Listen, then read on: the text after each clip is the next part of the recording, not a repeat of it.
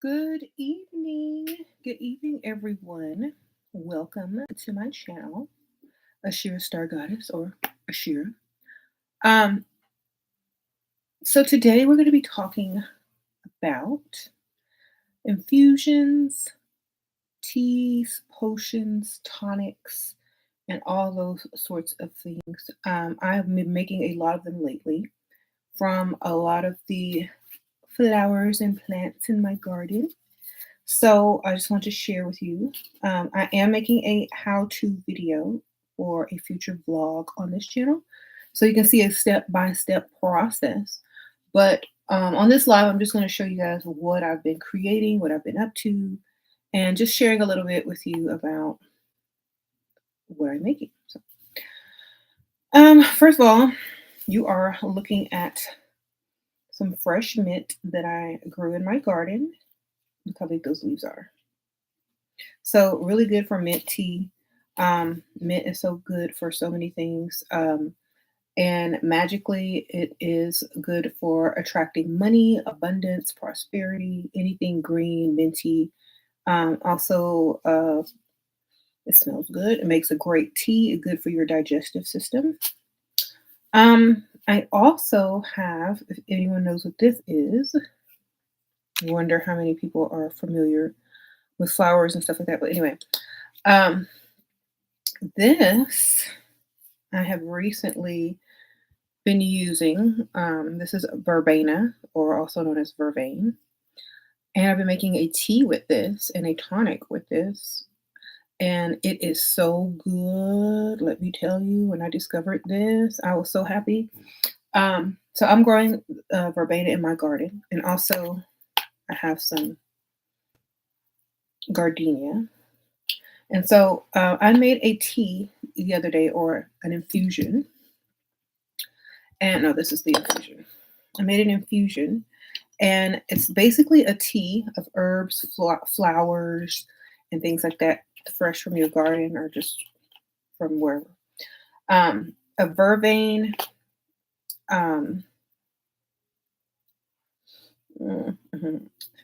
gardenia, and mint with a little bit of lemon rind. And when I took it, I drank it like tea. And then I bottled some to take with me. As you can see, it's almost gone. When I tell you that it is so relaxing and it is so calming, it gives you a sense of well-being. And then I was reading about what Verbena does. It gives you a sense of calm, relaxation. It takes away anxiety, depression, and just gives you an overall feeling of well-being. It's like a mood lifter, an automatic mood lifter. So if anybody is looking for something like that, that is like not prescription or anything like that, Vervain or Verbena tea will lift your mood within like 30 minutes tops. And so I bottled it and I refill my little dropper, and I keep this with me in my purse. So throughout the day, you can just take a few drops, and I sweetened it a little bit. You can take a few drops to lift your mood. Actually, I took like more than 2 drops. Like if people are getting on your nerves at work and stuff like that, or just in general.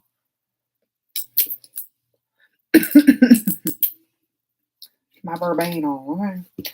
Okay. It may help you lift your mood and see things in a better way. It's also known as a good infusion or tea to create creativity, to induce creativity. A lot of writers and poets or have said to use Vervain to increase their drink some water now, thinking and creativity. So this is really good. You can buy this at most nurseries or places where they sell plants to plant in your garden. They have and red, but I have the purple one. So put this up here for now. And also the gardenia is also very good for peace, calming, and heightened immune. So immunity. So the gardenia is also very good for that. So I've been taking this floral infusion. I also use the herbs from the Vervain, the leaves, and you can feel it like in 30 minutes. It's like sometimes less than 30 minutes. It just bam. It's like a blissful feeling. And then it also helps you sleep well. It's good for insomnia. So just wanted to share that with y'all. I also made a floral water, and this one you can use. Both of these you can use on your skin as well, but I also made them to where you can drink them. So in order to preserve them, all I did was add a little bit of alcohol, like vodka or brandy or something like that, to keep them from going bad in the refrigerator. So you can use them on your face. I made a spray of the gardenia, rose, and mint, and y'all gonna hear some noise in a second when James walks through it. You can use this as a facial toner after you wash your face. You can even mix it with like setting spray if you want a floral setting spray, but I just use this straight out of the thing as a refresher, and it also helps your skin as well because it's the toner and the rose and some of the other herbs that are in here. I did also put like a little bit of gardenia in this one. It smells so good. Okay. Oh, thank you, Paris. Sprinkle, sprinkle. I appreciate that. I also decorated the lids of my mason jar. This will be in my blog too. I just painted it, put some glitter on it, and glued a little wood stencil thingy on the top. And since it's in the refrigerator, I didn't really label it because of the condensation, but I know it's in there. And you can tell by the coloring what's what. This has also strawberry in it because I'm growing fresh strawberries. And strawberries is good. It's a natural antioxidant. So it's a natural UV ray, like UV protection. So if you use any of this, like spray in a bottle before you go outside, it's a natural UV protectant. Also, you can mix a little bit of this with your skincare cream and rub it on. So these are just natural ways that you can use some of the fruits, vegetables, flowers, and herbs that you grow in your garden. Okay. So, and I did do a lot of research on my garden and a lot of the, excuse me, a lot of the planet associations with a lot of the, oh, I forgot to tell you about the potion part. Okay, so this also doubles as a love potion. So in this is strawberry. You're going to see on the vlog because I showed you how to make it on the vlog. It's a strawberry, gardenia, rose, mint, all kind of good stuff, y'all. So is also a love potion to bring love, draw love towards you. So it's also a good facial spray. You can also drink this because that's like a potion, right? So, for example, if you have someone coming over, you can even serve this as a iced tea or a hot tea, or you can just, hey, I'm live again. Sorry. Or you could use this as a tea and or drop some in another type of tea or whatever flavor water. So in the drinks. So it's all a natural and herbal. I usually use a funnel for this.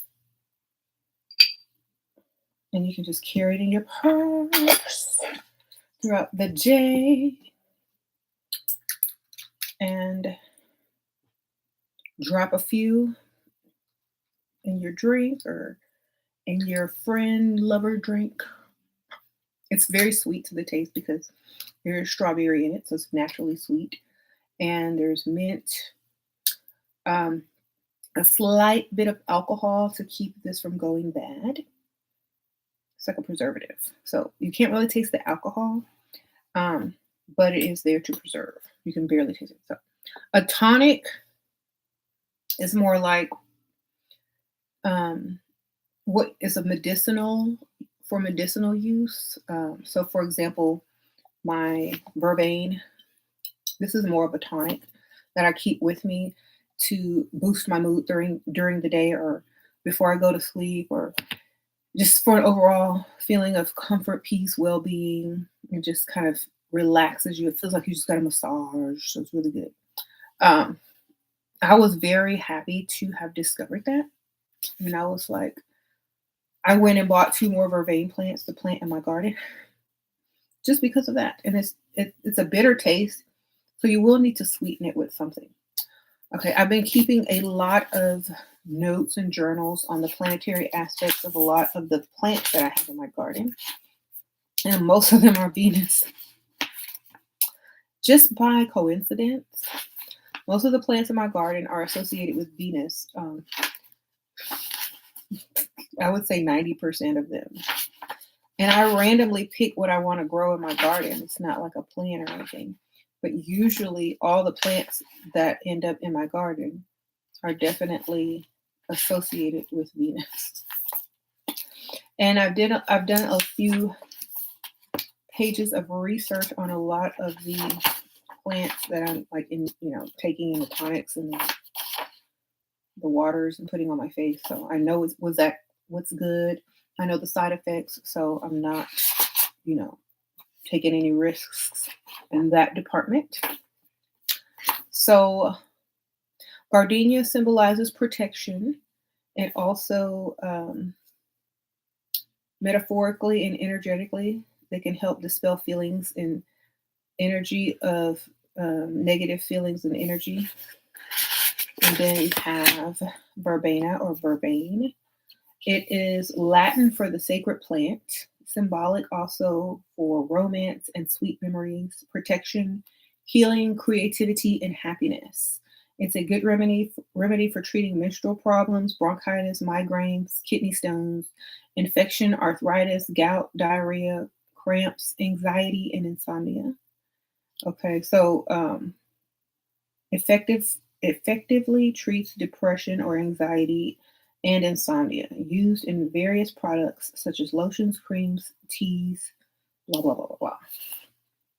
So, very good to have. I'm also growing sage, collard greens, broccoli, pumpkins. I have like 3 different pumpkins I'm growing for fall. I have one of those big Cinderella pumpkins. I have like a green pumpkin. I think it's called like a ghost pumpkin or something like that. Growing garlic, strawberries, okra, and a bunch of wildflowers, cordyline. It's like a plant. It's like a purple plant. Roses, so many different types of roses. I have some cathedral roses that are really pretty. I picked some that looked like they were kind of wilting, so I could try to save them. Isn't that pretty? Look at that. Oh my gosh. And some still haven't bloomed yet. And then I have the little mini knockout roses and gardenias and ascidiums and marigolds. So I can make little mini bouquets and put them all around my house. Every day I have fresh flowers. That's another reason I started a garden. So every day I can have fresh flowers. And I also been pressing my flowers. Did I bring my flower presser here? I have a flower press, and you can like really press your flowers to make them flat, and then you can use them in artwork, or you can glue them in a journal or a book, or just use them as a rose petal. So I've been doing that. So I'm really making use of all the stuff in my garden because it's like I have so much of it, and I have to do something with it. So I've been having a good time outside. Do I prefer what? Shira look extra good today. Oh, thank you, Sprinkle Sprinkle. You said a tonic is restorative, taken to enhance vitality and vigor. Yes. Thanks for the definition, y'all. So yeah, this is my tonic, y'all. So you can also make oils with your plants as well. You can just add a carrier oil, like a grapeseed oil, after you simmer the plants in it a little bit, and then you can just pop it in a bottle. This is Vervain oil. They use a lot of that in New Orleans in their, it's like a protection, or it's like basically a all do kind of oil. But it's really good. And then I have some um, gardenia in here with a little bit of water with a little bit of alcohol. I was trying to make a perfume, but I don't know if this is going to work. It smells good still. I've just been experimenting. Okay, don't laugh. Um, so yeah, I've been journaling about all the stuff in my garden, how I feel about it when I'm planting stuff. I have some recipes that I'm going to share with you guys on my blog that's coming up. It's the Floral Water, Floral Wash, and I'm going to throw in that Vervain infusion and things like that as well. So just wanted to share it. And I got like this little cute mini printer that prints out stickers, and I printed like some of the flowers out to have as a reference to what they look like. So that was fun. And then I've just been like being creative and putting some more extras in there. But I figured if I have all these plants and stuff in my garden, I should know what they are, what they're good for, what I can use them for, what they are magically, and what I can use them for medicinally and things like that. Because I like to know what I have. I like to know how to use it. And I like to make, use of all those types of things. If I'm going to be spending a lot of time gardening, I might as well get something out of it, right? So I've been making a lot of notes and things, ideas about different teas and infusions I can make with the stuff in my garden. So this is going to be fun. I'll be busy. Got me a love potion, a magical love potion right here. Let's see if it works. Who can I test it on? Just kidding. Who can I test it on? All right. Oh, and I got this recipe box to keep all my seeds in because I have like seed packs and stuff that I plan to plant in the fall and in the summertime. I have all these cool seed packs. I got squash. No, what's this? Compact winter and butternut squash. I have, what is this? Pepper box poppy. This is like good for cooking. You can like put them in your pepper grinder. I have some bread seed poppy. The little seeds you put on breads and stuff. I got some, oh, I'm so sorry. Honeywort. It's a really pretty purple flower, and you can also use this for so many different things. I have to actually do some research on honeywort. If anyone wants to look up honeywort and put what it means in the comments, that would be great. I have some yarrow. This is really good for your skin to make astringents out of. It's also good for tea. But y'all can put a lot of these uses in here if you'd like. Of course, chamomile. I have some chamomile already planted, but these are just some extra seeds. And then we have some winter squash, festival acorn. Look at that. It's all colorful. That's why I got it. So I have some colorful stuff. I'm probably going to plant those this weekend. Baby butternut squash. I'm going to have a whole special squash and pumpkin garden just by itself because these have so many vines that you have to make room. Here's the big Cinderella carriage pumpkins. Are they cute? So I'm going to have a whole big pumpkin squash garden. Okay. You said you have a degree in biological sciences and pharmacology. Herbs are the best. Yeah. Delphinium. And I have milkweed. I know this is good to attract butterflies and stuff. What else is it good for medicinally, if you guys know? Put in the comments. And bluebonnet. This is a Texas state flower. So we'll have some bluebonnets. And of course, I threw some spinach in there. Who can't ever have enough spinach? And of course, you gotta have the sugar daddy snap peas. I got two.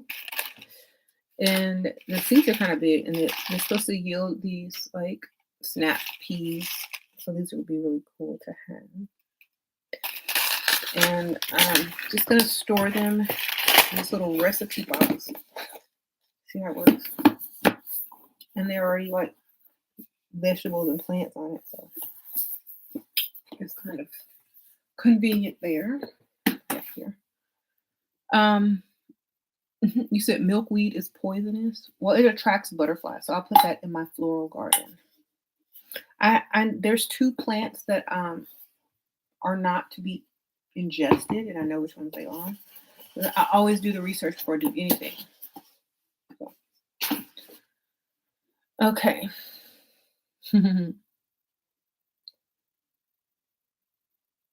You need to manifest your house ASAP. Or you can do like potted gardens. Like I grew a lot of stuff in pots before I actually got a garden to plant in a raised bed garden. So use what you have, you know. You can grow a lot of stuff in pots and like little bowls and stuff on your kitchen if you just want herbs. So another thing I've been doing is like saving bottles and things like that to store my infusions in, and then I kind of want to decorate them because because I want them to look pretty like this. So I have some mason jars, and you'll see those in the vlog too that I decorated, and they're a lot bigger than this one for all of my extra storage stuff. So this can be if you make a big batch of like floral water and you want to keep some by your bathtub, you can like decorate the top, maybe paint this, put a seashell on it or something, or glue some like pictures of a flower or something, or Mod Podge a flower, or put a flower sticker, and keep some floral water by your bathtub and just add it to your bath, or keep it on your sink and like use it to wash your face. Because like in the Victorian age or the Victorian era, they used to use floral waters instead of just plain water to wash their face and bathe with in the morning. So they would have this fresh smell because they always had their own gardens and grew their own flowers and stuff. So they would naturally want a perfumed water to bathe in.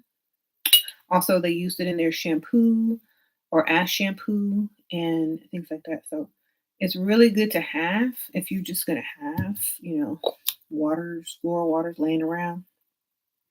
You could even mix these up and make like, but I like to keep them separate because I know how this one makes me feel. And this one is more for beauty and like love and like just so it's very sweet tasting water. So I would probably use this more for a skin spray and like um, maybe a tea or a love potion or something like that. So, and also tea is another word, or infusion is another word for like making a tea out of something, or a tea song or something like that. So make sure, and like you can drink this cold like iced tea as well. That's why it's been refrigerated, and it's very sweet. If you add a little bit of honey or agave, if you're against using honey, if you're vegan or something, or you can use the natural fruits like from your garden if you have like strawberries or berries or something like that. Add a touch of brandy or vodka to preserve, or even like a little bit of apple cider vinegar. Um, just a little bit. Okay. Let's see. Let me read some of your questions now. Do y'all have any questions? hmm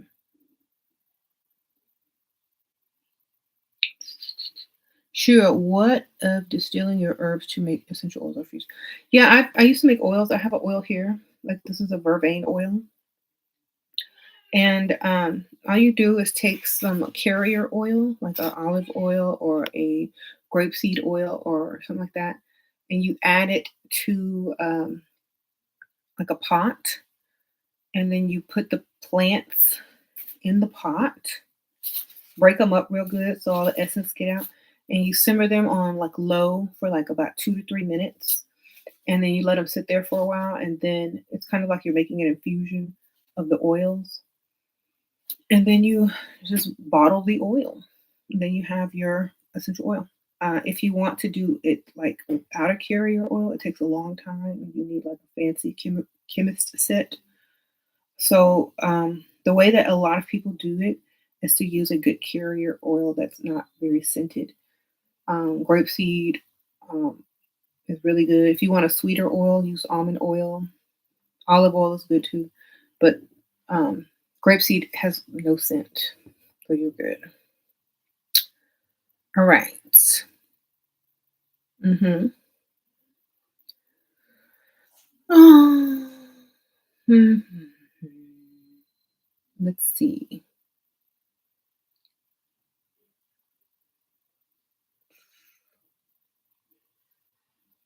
Mm-hmm.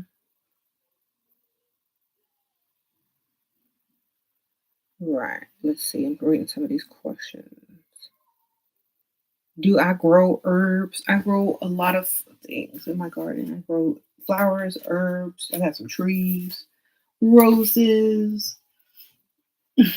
food. I have broccoli, kale, spinach growing out there, rosemary, vervain, thyme, English thyme, chives, garlic. I got it all. Okay. Um, I already ate, y'all. Do I believe in subliminals? When I believe in whatever I need to believe in when I choose to. Like that's how I do. Like y'all have to y'all have to stop asking if I believe in stuff because if it's needed at the moment, I will. If it ain't, I won't. It's kind of like playing pretend. You know what I'm saying? Truth is very relevant, and I feel like knowledge and all those things are great, but imagination is even better. Okay. So I believe in whatever I need to believe in when I need to believe in it. Got it? That's the best way to do it. Okay. Am I smoking tomorrow for 420? I don't smoke weed, baby. Sprinkle, sprinkle. Why did I change my name? Because I felt like it was too long and I wanted to kind of like do something a little bit different. It's still the same on Instagram though. So yeah, it's pretty much the same everywhere. I just changed it on YouTube.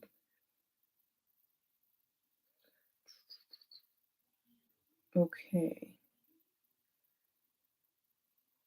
Your previous questions. Will you be uploading an update on your take on the current upcoming global?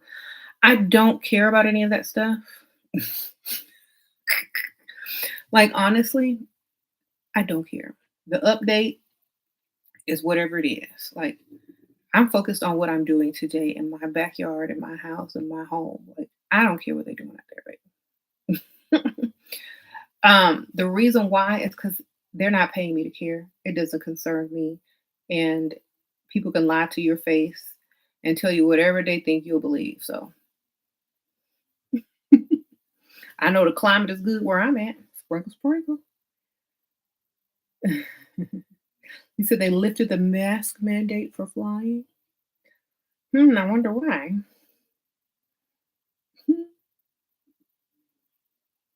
hmm So, like, what are hobbies and interests? Whatever they're interested in at the time. Kids change every 5 minutes with the changing interests online. Okay. You said you literally removed or you don't care from your comments. What is the real? What is the real her goddess doing now? How did you know about that? I was watching your videos about that. What? I don't know what that is. Okay. You literally removed. Okay, y'all must be talking to each other. Corona bin here. Girl, you like Corona beer? That used to be my go-to when I drank beers.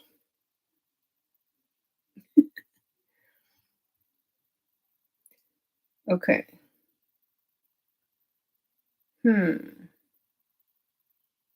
All right. So let me go back to talk what I was talking about since y'all are having a little conversation in there. Yeah.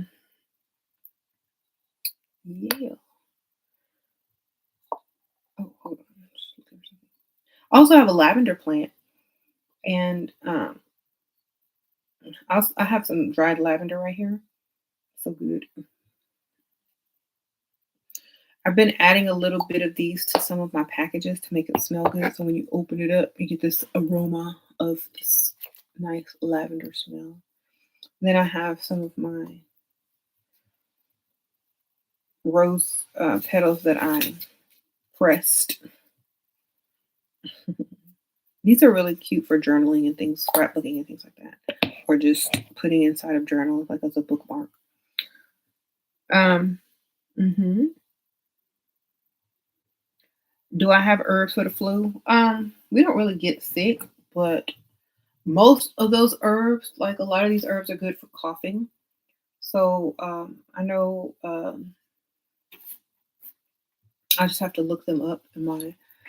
Um, I have some plant books and some botany books, and I have a pharmaceutical book with all these herbs and stuff in it. But definitely, a lot of these like natural plants that you would have in your garden are really good for coughs and things like that. um, what containers? These these are like pasta jars, like pasta sauce jars, and I just painted the tops. And this is the liquor bottle that was done, and these I got from Dollar Tree or in the craft section, like these little bottles, or you can order them on Amazon. Um, mhm. And I got they sell these pretty much everywhere. I think they're just those little canisters. Um, do I watch crime docs? Not really. I don't. No. Um, they're boring to me. I was like,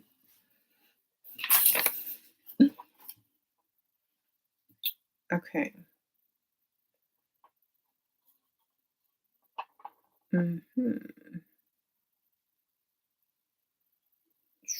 Let me read some of these. Okay,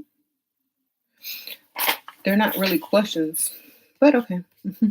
I'll scroll back up see if I can find some good questions. Mhm. You are busy experimenting and bookkeeping like a scientist that you are. Thank you for taking the time out tonight to share with us. Yes. Yeah, I'm a scientist and researcher at heart. So whatever I do, it's gonna end in being researched or looked into the history of and things like that. Because I can't just do something without learning. I can't just like even the history of cosmetics. I have a book on the history of cosmetics and all this kind of stuff. 'Cause I sell cosmetics and things like that. I have books on botany, plants that I'm researching and doing more of that, and the medicinal and magical properties of this and that. So I really get into stuff when I get into it. Um, Speaking of cosmetics, this is my Level Up Coven lipstick and Bewitched, y'all. If y'all like a dark lip, a dark witchy lip, this is for you. And it's like matte and long wear, waterproof. So I'll swatch it for you guys. I don't want to put it on me because it is waterproof and it stays on a long time. And I kind of don't want to have it on my hand right now. It's really pretty. And I still have all the Coven eyeshadows and things like that y'all can get still available. So definitely check those out. I have something new in the works as well. And if y'all watch my other channel, y'all probably got a little sneak preview. This is going to be more of like a springy, summertime vibe. Very fresh. So we'll have that. Mm-hmm. Can you drink Vervain? Yeah. I make an infusion with it or a tea. And I just take the fresh leaves and the flowers and break them up and put them in my teapot. And then I put the boiling water in there, and I add some mint and some sweetener for taste, and drink it. If you drink it when you want to feel really relaxed or a sense of well-being, so you want a mood lift, so very good as a cup of tea. And then, like I said, I put some in a little dropper and carry it in my purse so I can have some throughout the day. I know they use it. If y'all probably seen the TV series Vampire Diaries, I know they use it as vampire repellent. And I think they use it like that because it kind of makes you feel unbothered, and it kind of makes you feel like if psychic vampires are trying to steal your energy or make you mad or trigger you or upset you or anything. It's like you don't even realize it anymore. It's like, oh, God, I'm on that Vervain. So it gives you a feeling of unbotheredness, an overall sense of well-being, and like nobody can kind of get to you. It's really good for things like that, which is why I think they used it on Vampire Diaries as a metaphor for psychic vampires always trying to get your energy or bother you in some sort of way. So if you have, I think I bought those at, they sell them at most nurseries now that everyone's planting gardens and landscaping, so you'll be able to find it easily anywhere.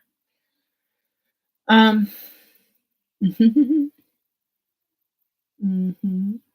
You said, will I ever use more black magic chips to contain your man? Girl, if you can't contain them by now, you ain't got no black magic. Sprinkle, sprinkle. Some of that's natural, baby. How do you activate your third eye? Oh, you know what? They said if you use the Vervain, or they call it Van oil in New Orleans, or just Vervain oil, and anoint your third eye with it, it will help also with astral travel. So I was having some not crazy dreams, but some interesting dreams as well, taking the Vervain. Actually, it's not even in there. Before bed. So I know mugwort tea also helps with vivid dreams and astral travel. Mm-hmm. You said it makes you feel unbothered. It do. Take that and be unbothered. But I'm done. I got my herbal elixirs here, and I am done with you.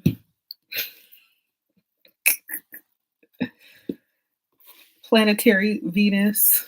I'm done.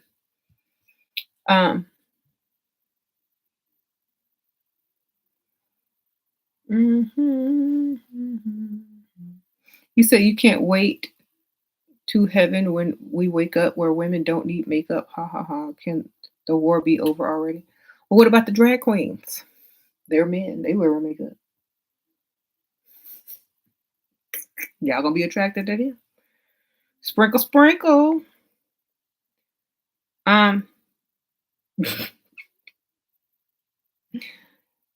Yeah, I can't wait for the day when all men have money and we go to heaven. We wake up and everybody got money and can provide. That would be heaven too. Until that day, it ain't gonna happen. Sprinkle, sprinkle.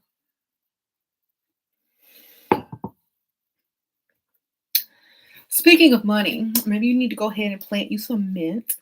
Make you some mint oil and dab it on you, or use a mint sprig and douse it in some water and bless yourself so you can get paid. It's like mama say, mama say, mama kusa, get this money.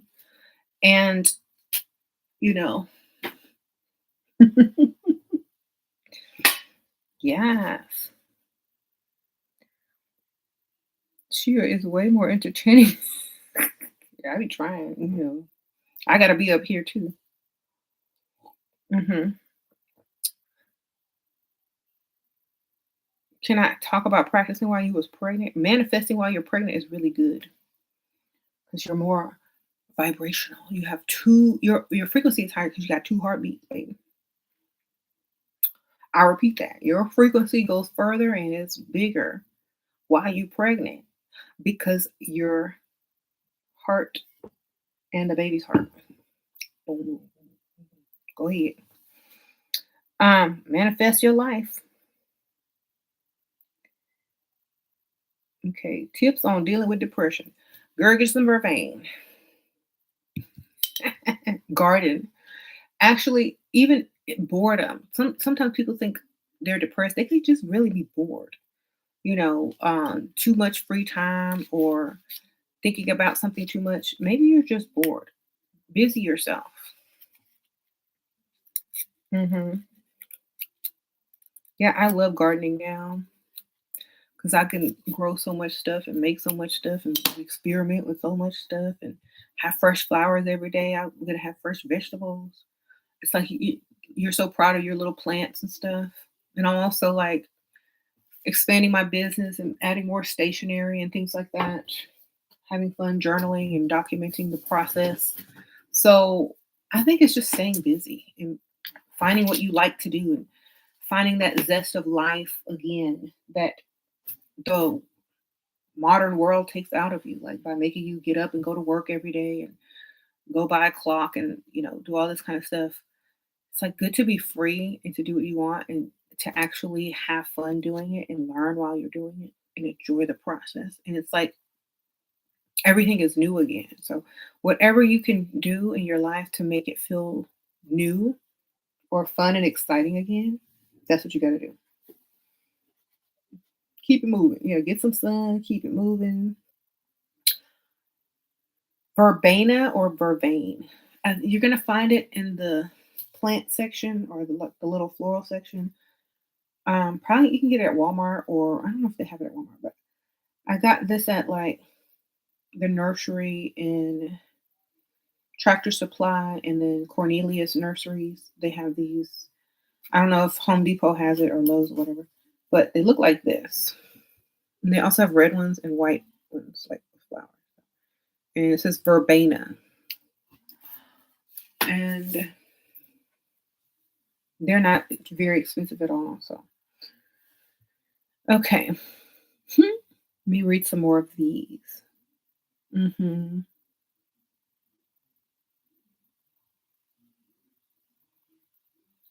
Um,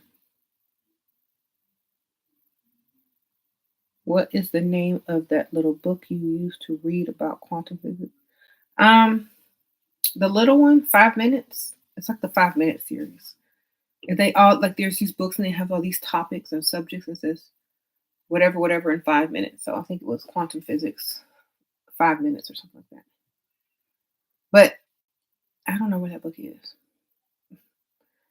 I might have given it away because I've already read it. All right.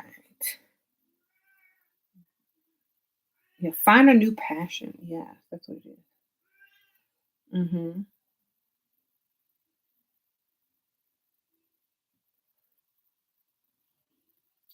Have you heard about the med bed? Nope, haven't heard about any of those. Is that like the Wakanda healing bed?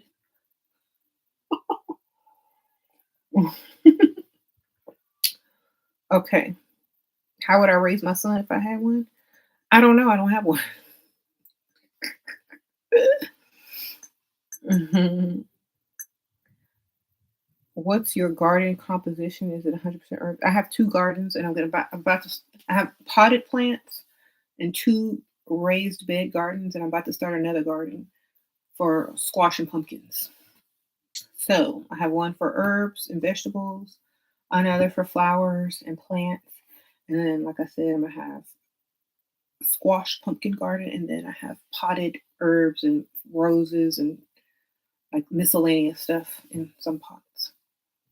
I have a lot of stuff. hmm Um, what's the best way to protect yourself against psychic vampires? Stay unbothered.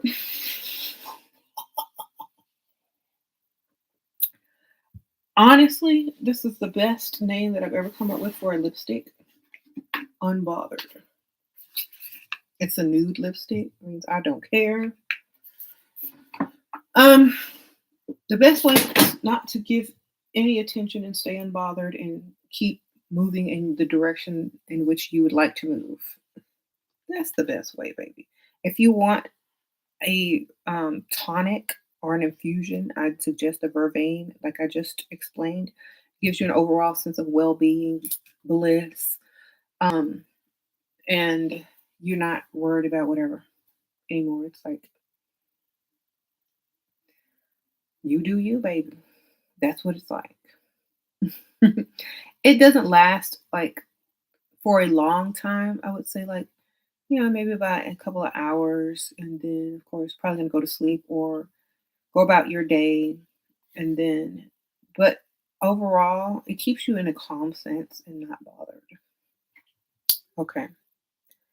Um and you really avoid negativity or negative people. Um or you try to avoid negative situations, or if you find yourself in a negative situation, you might want to sip you some Vervain tea and feel better about yourself. They may sell dried Vervain or Verbena online at those apothecary stores. I know I might have it on my Dark Realm online occult shop. I might have it on there. I have to look. But you can definitely, if you don't want to grow your garden, if you don't have a lot of space, you can get these herbs dried as well. hmm Um, you say, are your words triggering? Not really anymore. Like a lot of people's words aren't triggering anymore to some people who don't really care anymore. Like when you stop caring about certain things, it's like, oh well. Okay.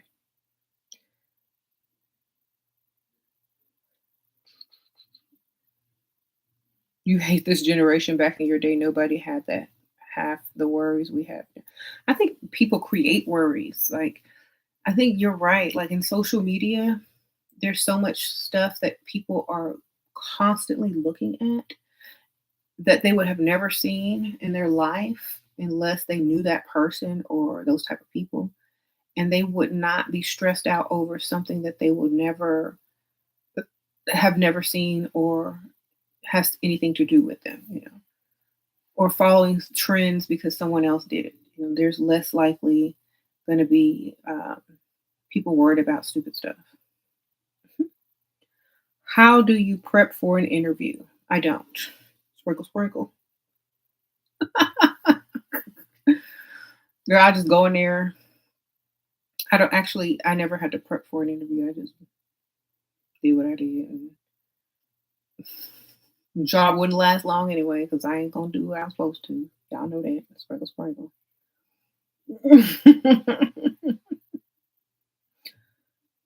Okay.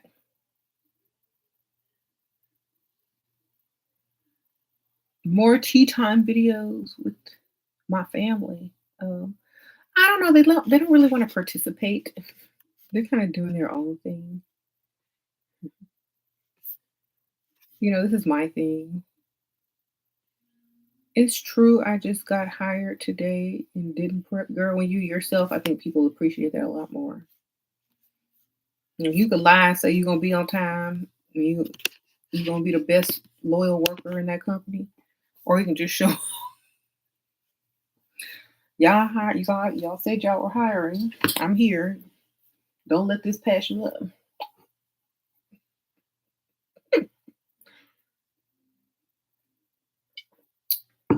right? That's all I can say. I just got hired today and you didn't prep me, did the girl? I don't prep. I don't even apply for jobs. People be offering me stuff. I'm like, nah, I be turning down stuff. No thanks.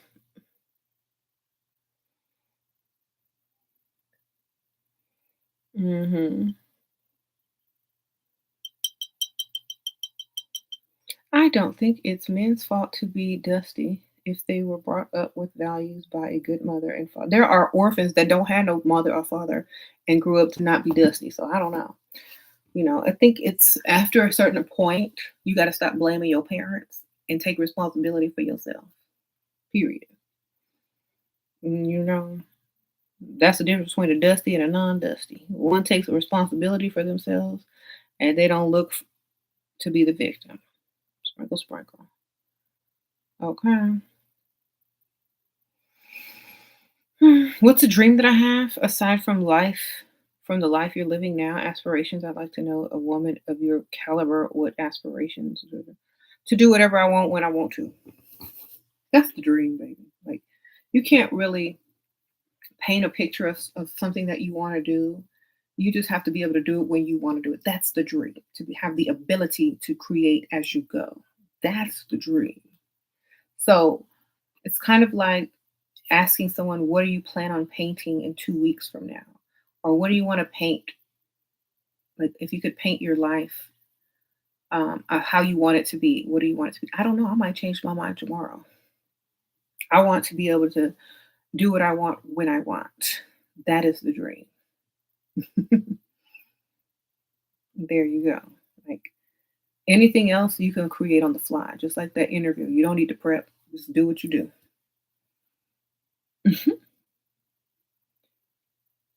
Now, if you're doing something and you need long-term goals and financials, all that, that's different. But when you're talking about like, what do you see yourself doing? My mind can change tomorrow. I may be inspired by something totally different and my dream could change. So I would need to be able to have access to change and to create at my own free will. Hmm. Mm. Sometimes you think people are better off without parents and orphans, so they stop the cycle of bad habits and bad beliefs. Well, it depends on if the child is having like issues for being abandoned. So I don't know. Like, it could go either way. It's it's what you want more in life. Whatever you want, that's what you want, and you don't let anything stop you. There you go. Hmm. Hmm. You said can't wait for heaven when you can have real time with real friends and there's no misunderstandings.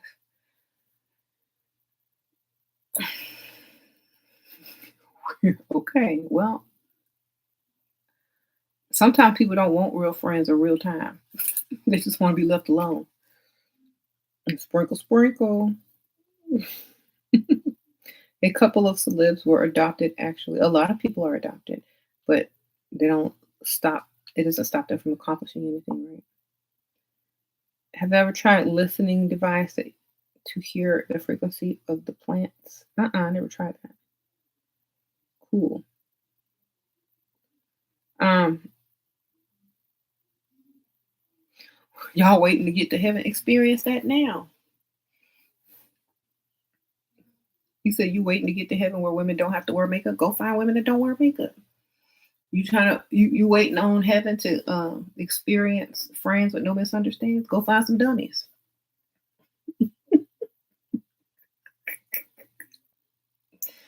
Okay. You don't have to wait for heaven. You can go get that now.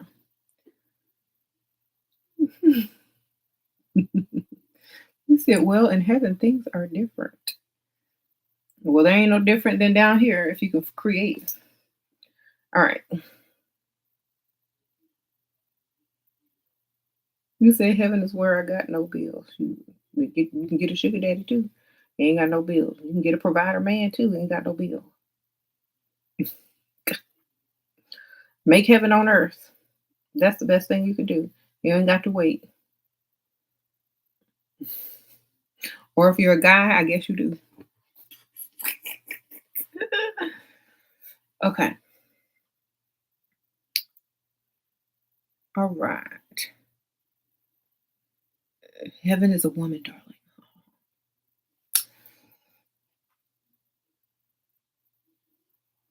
darling. Hmm.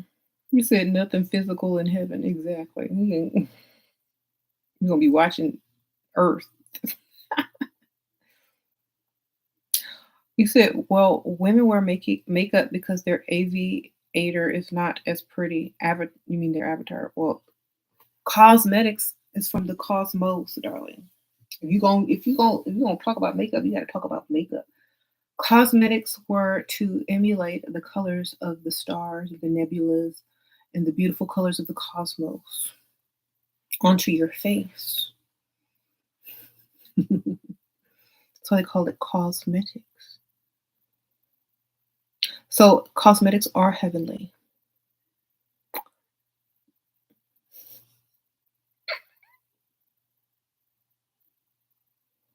Hmm. Either way you put it, I'm gonna always be able to say what I say. You said makeup is from dirt.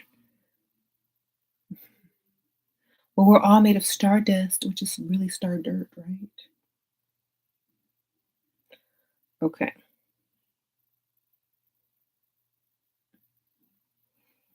Hmm. And it doesn't matter if you wear makeup or not. However you feel good is how you feel good. Some people don't use toilet paper and feel perfectly fine. Some people don't wear deodorant and feel perfectly fine. If y'all like it, I love it. Sprinkle, sprinkle.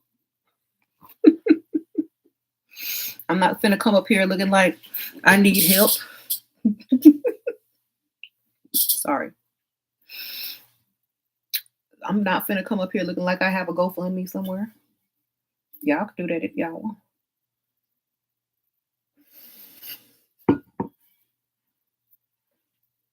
Sorry, y'all. My sense of humor is starting to emerge. My not finna do it. Okay.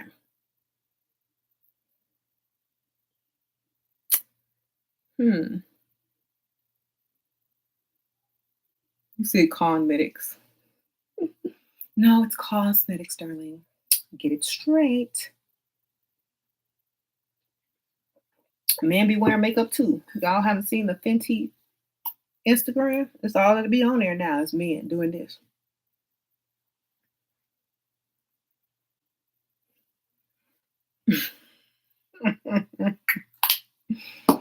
How you doing? Didn't the angels teach women how to apply and use cosmetics? Yes, they did. Thank you. Because I needed some. And the first cosmetics did come from like they would go to their gardens and they would like crush up petals from flowers and add them to their creams to have some type of rouge, or they would take it and rub it on their cheeks. Um, and perfumes and all those things that come from flowers and herbs and things like that. So they were definitely making cosmetics out of their own gardens and floral waters and things like that. And like if you mix this with some cream, this would be a tinted cream. So therefore you'd have blush, cream blush. So, you know, we could go either way with cosmetics. Um, you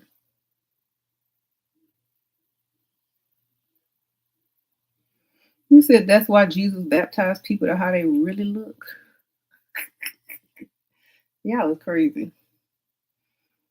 But he turned water into wine, so y'all could be winos, but don't wear no makeup.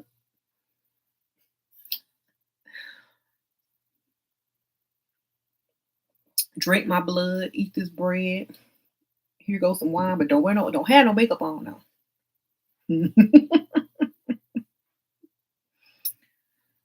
Okay, we can't have that. Don't have no makeup on. But you can drink of this blood.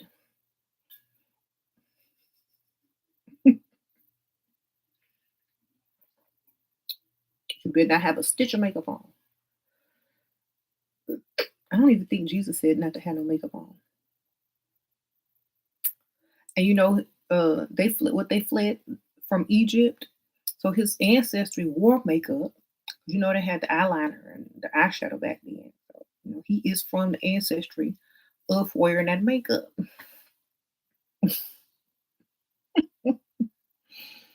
So I don't want to hear it.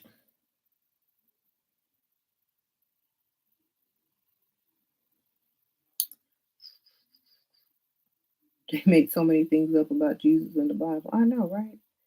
Like he was some weirdo, dusty.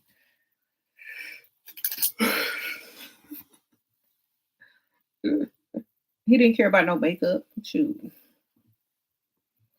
That was the least of his worries, baby.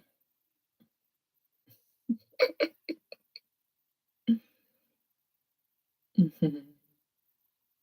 We're gonna have to introduce Jesus to setting spray. His face is not coming off.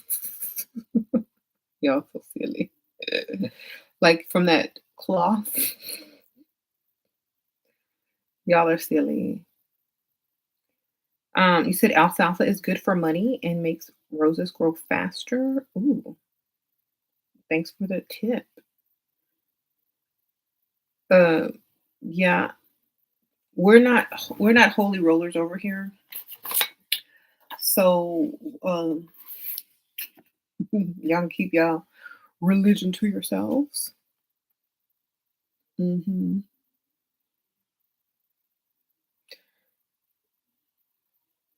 It's cool if you want to wear makeup or not. Doesn't matter. It doesn't matter.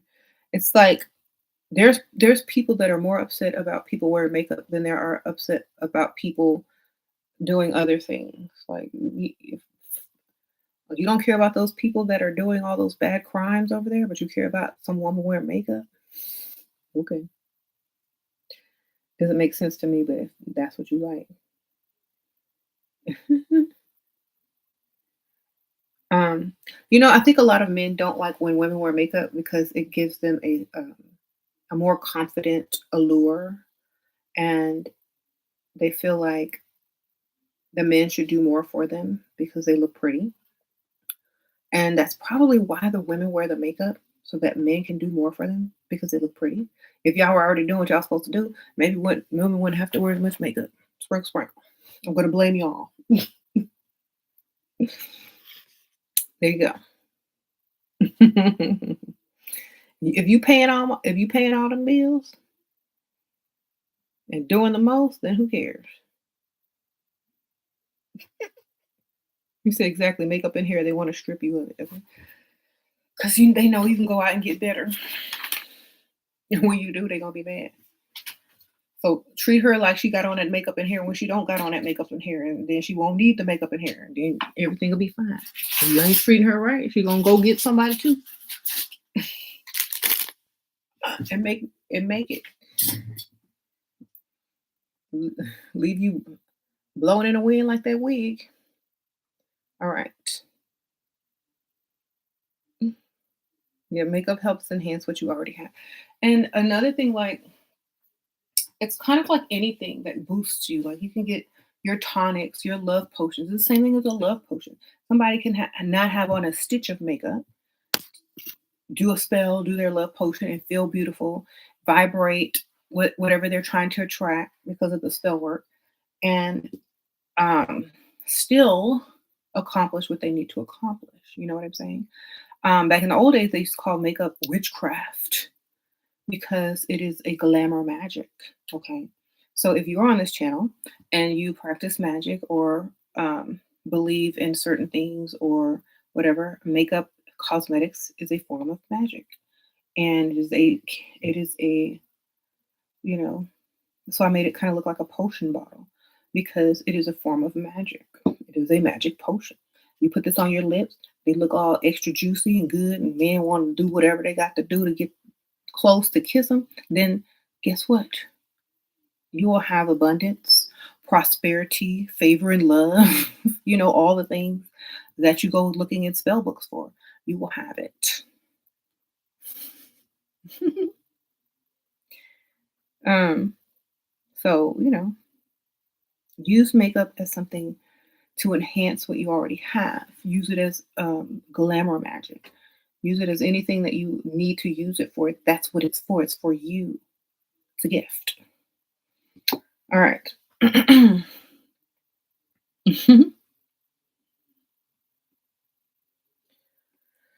um, do I have a favorite spell book? I might be writing one very soon, but I'm gonna add a lot more to it.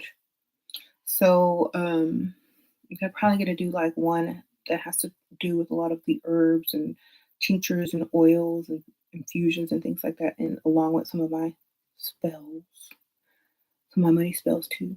I'm gonna put them in a book, and I'm probably going to try to get that done within this year to next year, maybe, probably. hmm Do I want more tattoos? No, I think I'm at the age where I got all the tattoos I need to get, baby.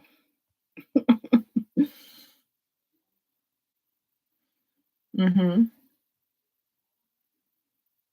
hmm You said today, if young women aren't wearing makeup and aren't shaved, they are deemed worthless by men. Social media has ruined this generation. Well, I mean, you don't have to do anything social media tells you to unless you want to. I was wearing makeup before social media was invented, baby.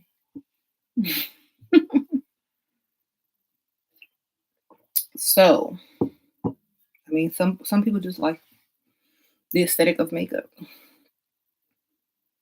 It allows you to express yourself.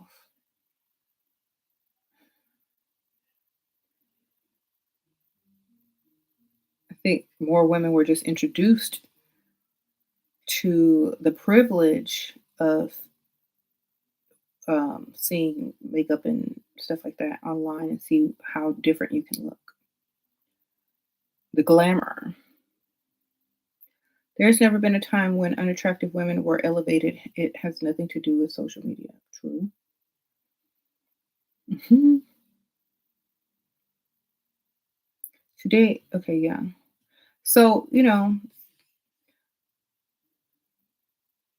back in the old days, like they didn't wear a lot of makeup, but they did enhance their features and they took really good care of their skin. And they did use a little light touch of like blush and lip color. But it wasn't extreme. But then, of course, if you go back even further in the ancient Egypt era, they wore a lot of cosmetics. And it was more for spiritual purposes. So it just depends on how you view makeup. Like for me, I wear it when I want. And when I want to look more natural, then I look more natural. But I like to look how I like to look when I like to look that way. Mhm. If anything, women have let themselves go these days. We can thank social media for encouraging that. Hmm, I don't know. I don't know what social media you're following. I guess it just depends on who you follow, right? Um,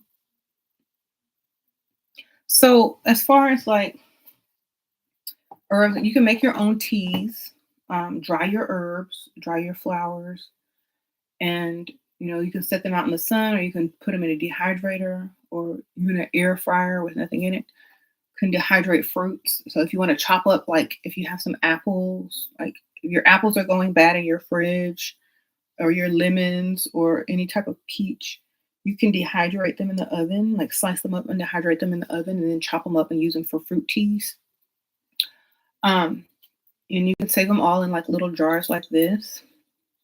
Give them out as gifts, or create your own tea line, or use your own tea instead of buying tea.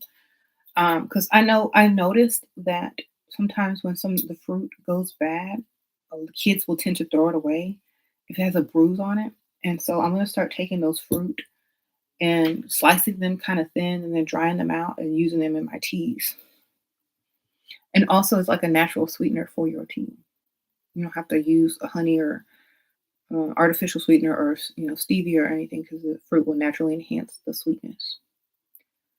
Um, you can just use the oven and just bake it for like a couple of hours, or like I said, an air fryer will do that too. So you won't have to buy an expensive dehydrator. You can just get like a little cheap air fryer and it does the same thing. Hmm. Hmm. You use different flower petals for teas during the warm months. Yeah. Hmm. You said you got some body shimmer, girl? Well, have fun with that. That is fun. I have a lot of that. I like to wear that when I'm gonna be outside in the sun and like showing some skin, just be glistening everywhere. So that peach tea sounds delicious. Yeah. What kind of body shimmer? Oh, she's asking you what kind of body shimmer. um. Mhm. Your lemons fall. Girl, you better get them lemons up and get them rinds. Hmm. Do you want to get out of the matrix? I am the matrix. Shoot. Talking about y'all want to get out?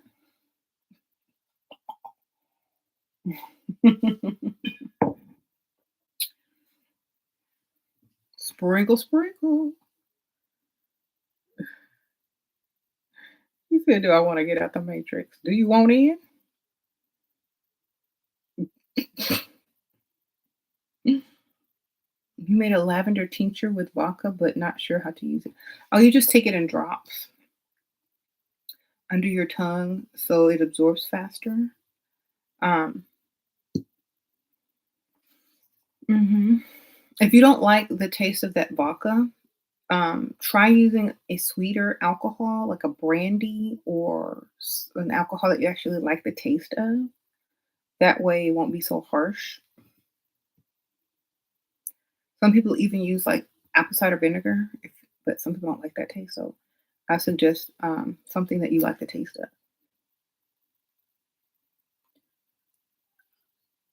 You made rose and peppermint tea. Oh, that sounds good. I might have to try that one, girl. Can you manifest revision of the past? I got you. Um, I mean, if you trying to do something that silly and petty, then you better off scheming and scamming. You trying to rewind time so you don't have to pay your insurance or something, or your insurance can cover something. You better come up with a. You better rewind time with a lie. Sprinkle, sprinkle,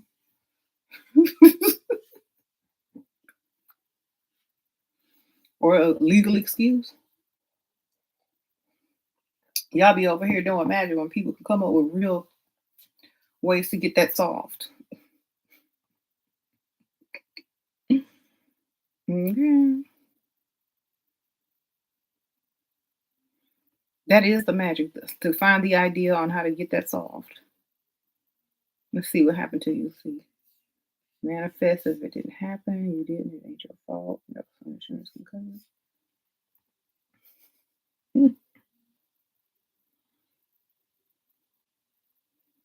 Mm-hmm. Mhm. Better come up with a good story. That's all I can tell you. Okay. You put rose petals in your coffee. Wow, I've never tried that. How to get someone to shut up? Have unflattering photos.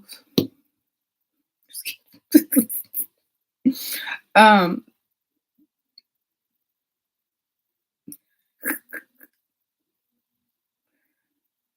that's the best, fastest, quickest way, baby.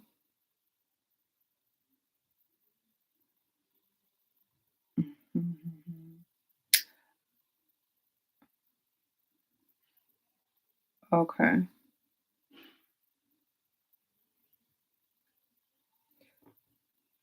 You said get naked, they'll shut up. Matrix too much limitation. Flowers take too long to grow in heaven is quick away. Well, what's the fun of growing something if it's not gonna grow? That's the point. It's not about the destination, it's the journey.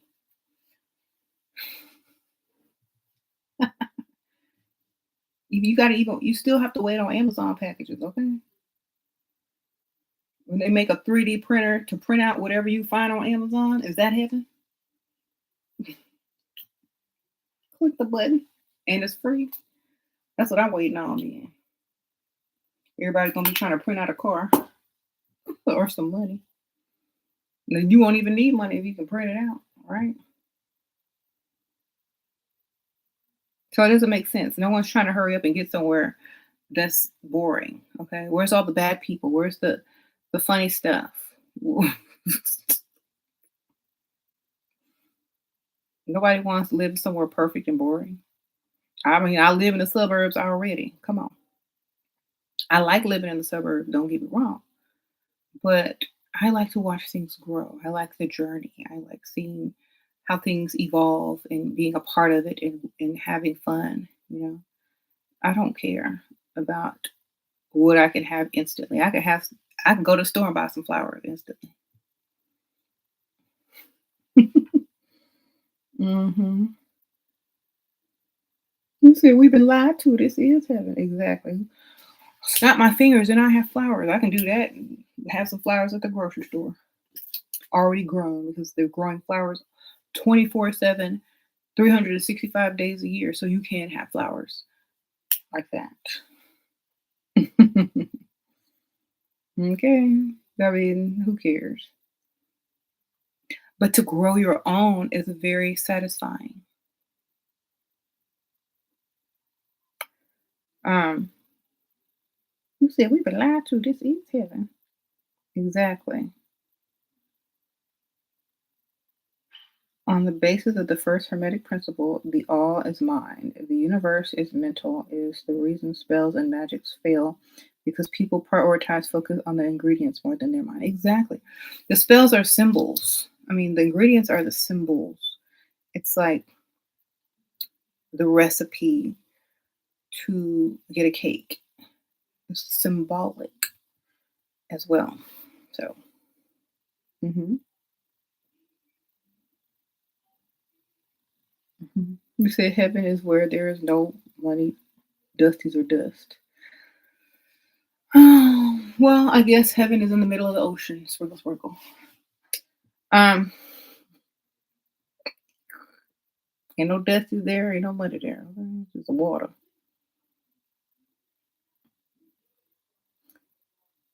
It's the intention. It's the intention behind it. Exactly. It's your birthday today. Sprinkle, sprinkle. Uh-oh, it's your birthday. It's your birthday. How old are you? Feliz cumpleaños. That's happy birthday in Spanish. You said it in the middle of the ocean on a yacht. Okay.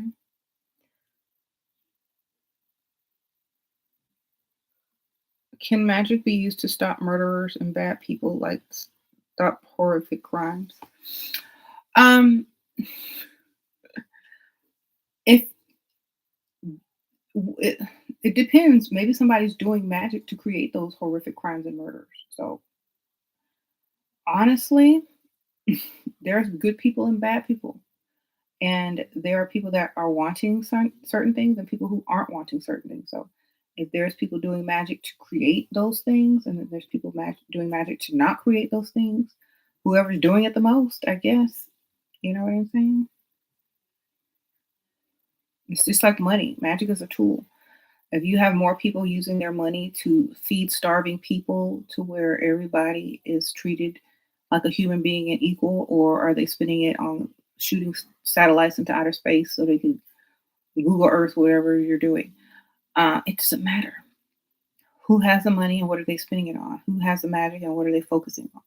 That's all that matters. So if you want to focus on stopping horrific crimes and things like that with your magic, then do so. You know, just like you can do with money. If you use magic like money, then you'll see why the things are still happening in the world. Okay. You said, "Can I speak on Pentagon about some UFO documents?" Ain't no UFO documents. That's all stuff. All that stuff is who cares? Like, if a UFO want to come, they're not gonna be like, "Hey, we're here." The technology is way too advanced. They don't even have to be seen, baby. Sprinkle, sprinkle.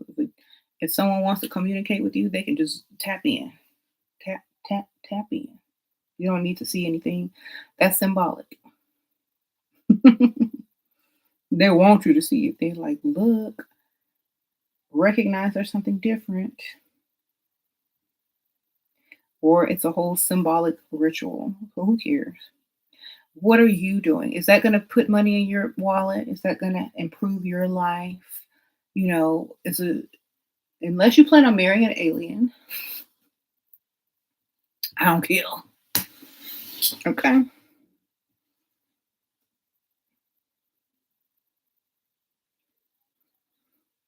Got that alien sugar daddy. Come on, baby.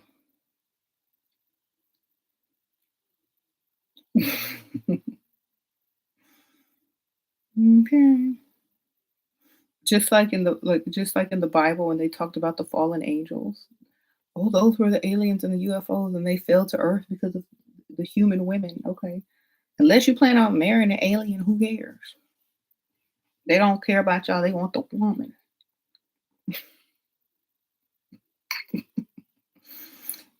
Okay. It's all about us, baby. All right. Aliens did not come to Earth for no other reason. Get it straight, get it together. Y'all better treat us right for them aliens come and get us.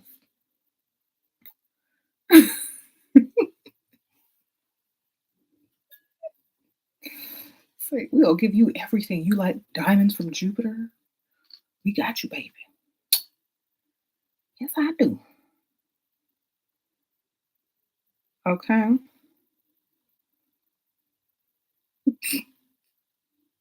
Do you think that there's been shift in people's reality? Like I can walk past someone and they completely in a different world than I am? Yeah, it's called drugs, baby. Sprinkle, sprinkle.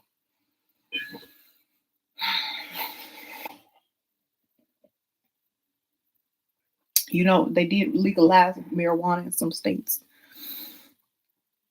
Um, and they had that CBD oil too, y'all. We don't know what's up in there.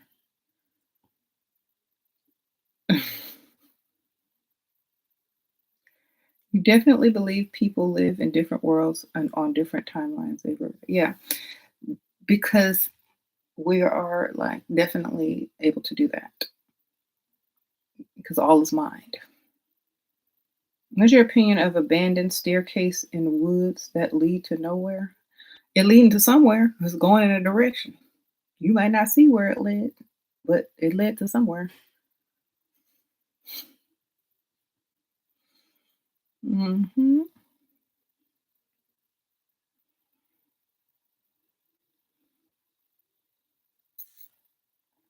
It's not.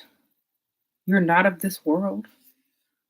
Your PP performs liposuction. Oh my goodness. Don't tell nobody that. They're gonna kidnap you. All right.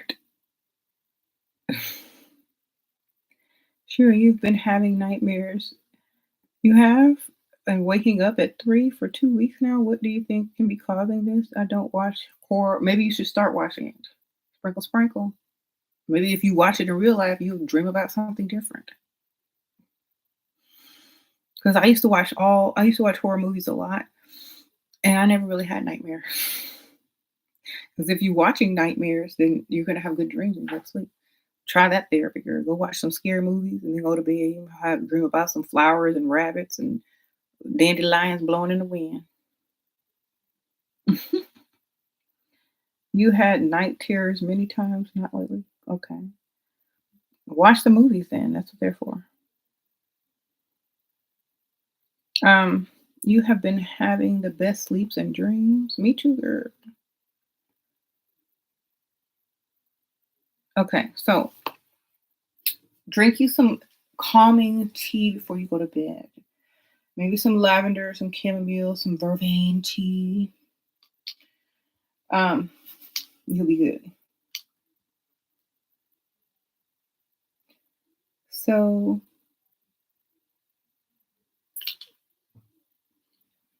definitely enjoy having all these fresh flowers. This gardenia smells really good.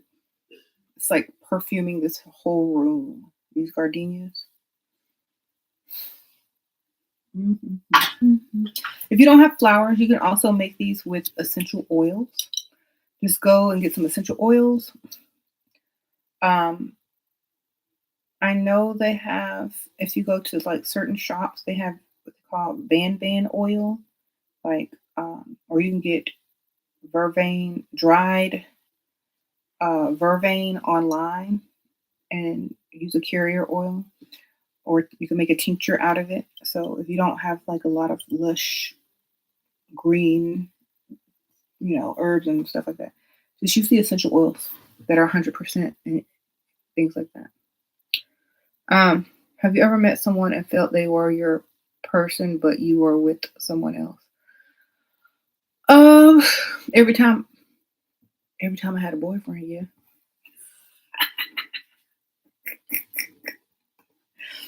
Like whenever you're attached to someone, you always meet somebody else.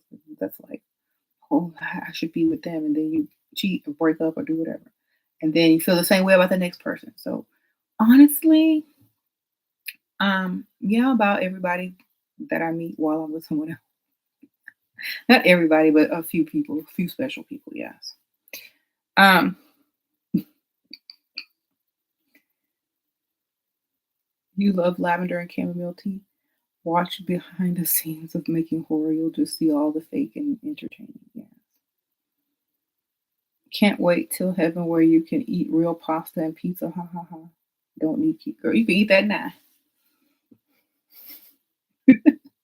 You you gonna be eating dirt in the ground if you're getting buried. Girl, you better eat that stuff now.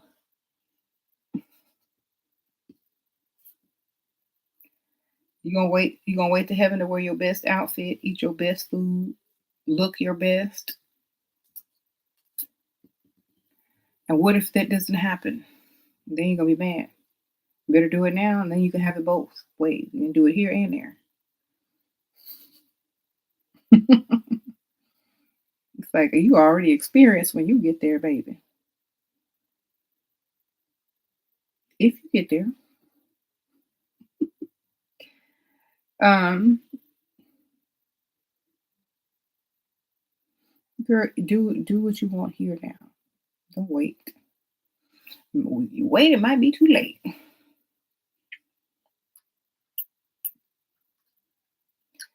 I believe in experiencing life now, not waiting. How you gonna experience life after you die? Unless reincarnate. Um,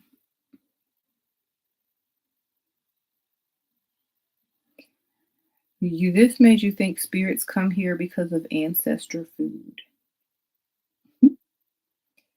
Men like you more when you're real skinny.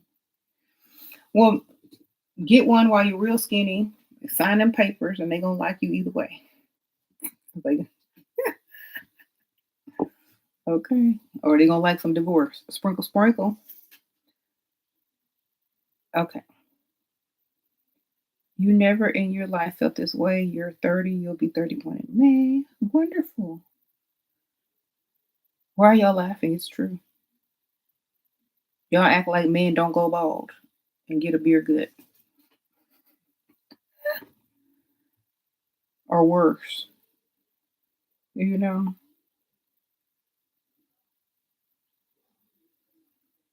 Get your money while you skinny in, girl. Sprinkle, sprinkle.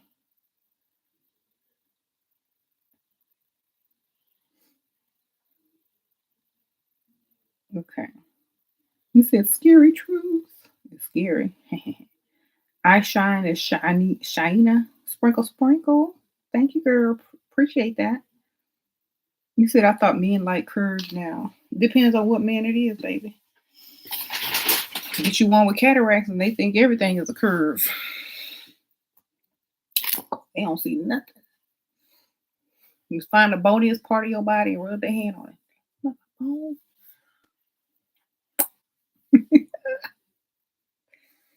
okay.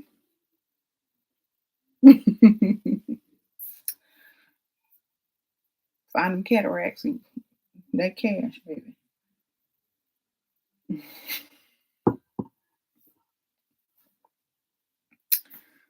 Okay, anyway, let's move on.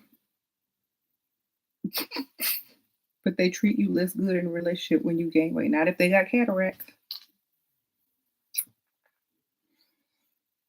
Sprinkle, sprinkle.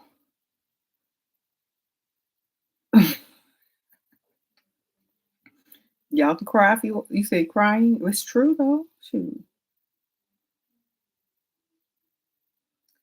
Any advice for someone turning 20 soon?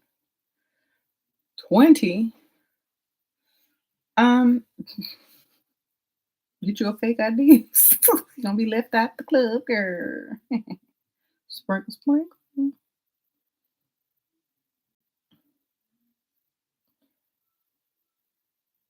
Okay. Best thing I could tell you is like, what, 20 is no big deal unless you got a fake ID. Okay.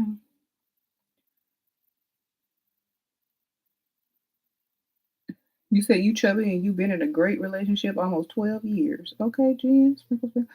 I think, it also depends on other things um, like if they only want you as for how you look, then yeah, get on that treadmill, baby. If that's all you got. It does help. It does help. But then when you got what you want, then baby, enjoy life. What you think about return to sender work? Um,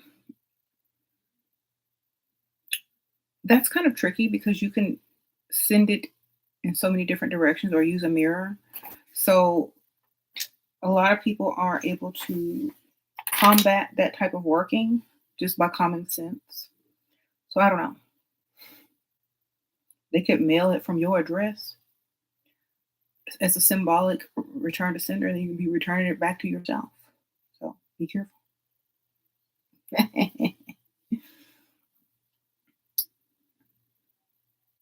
Honestly, if you are mentally on a level, you won't even need to do any of that stuff because you won't accept it. You know what I'm saying? It's kind of like you're not going to accept anything.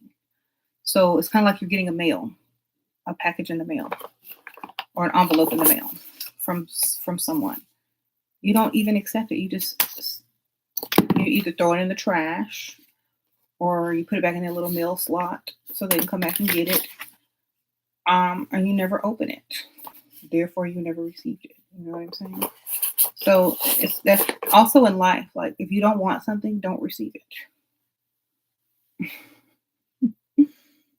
If you don't want something, don't receive it. How to feel secure when aging? I would rather feel secure than feel dead and not aging. Because you can't feel nothing if you ain't aging. Okay. Aging doesn't mean that you're getting aged. It just means you're evolving each day. So there are people that are a lot older and they still look young. There's a lot of people out here looking younger than some of these 20 something year olds. It's how you take care of yourself. It doesn't like if you focus on aging, you're going to age. If you focus on living your life and doing the things that make you happy and makes you feel young, then you're not going to be focused on aging. You're going to be focused on living, which is the difference. Okay, so stop focusing on aging and focus on living.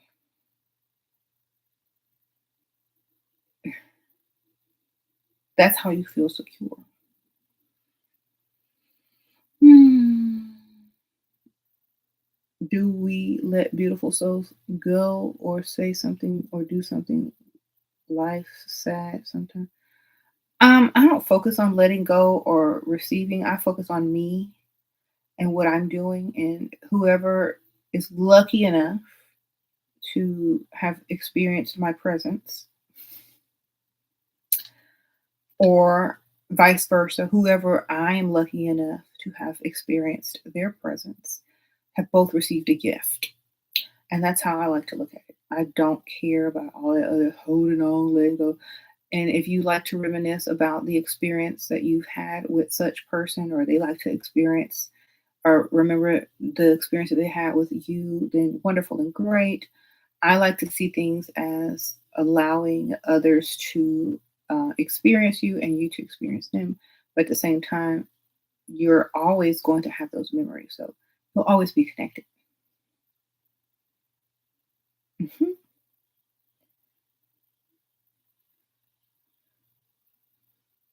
Okay.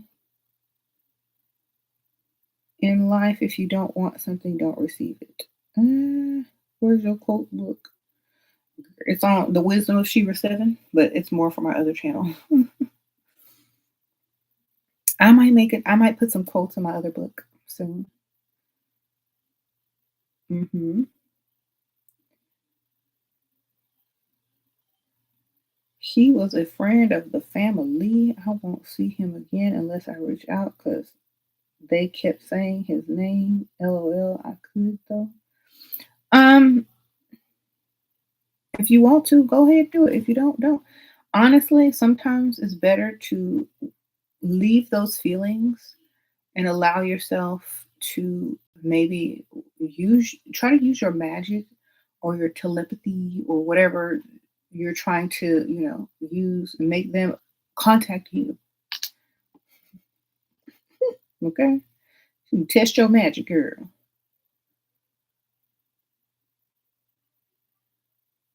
So see if they'll contact you. If they don't, then don't worry about it. If they're not even trying to contact you, don't even worry about it. If your magic is not able to get them to contact you, it wasn't meant to be, baby. Hmm. Calm. You need to calm down, girl. Uh, I remember when you said 6 carbs in each serving. Girl, I ain't care about that. The cheese tastes good, baby. The vegan cheese got 6 carbs. At least it's low carb. All right. The older you get, carbs make you sluggish. Sacrifices. Girl, all you need to do is take something that gives you energy, some caffeine, or maybe some teas or whatever, infusions to give you some energy.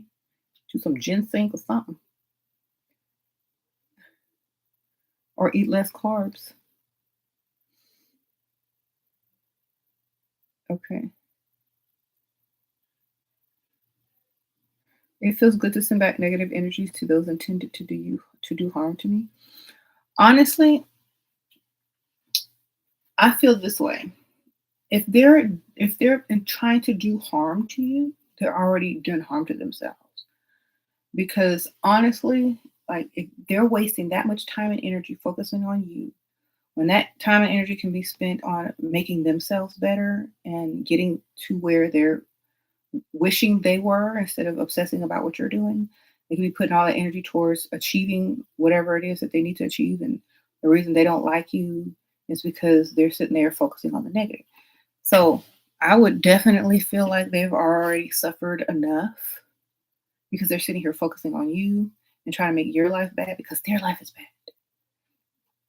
But they can't make your life bad. They can't do anything because they're down there and they're powerless.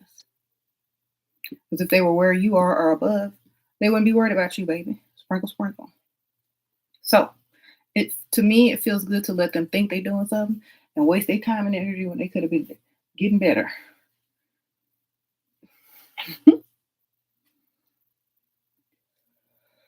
So y'all have fun over there. Have fun. I'll be over here doing what I do. That's what I would say. Like y'all gonna waste y'all time and energy and all y'all good ingredients on me, and it's not even gonna work. Well, have fun practicing. Practicing. That's why they call it practicing. You're practicing witchcraft because it don't work on everybody, baby.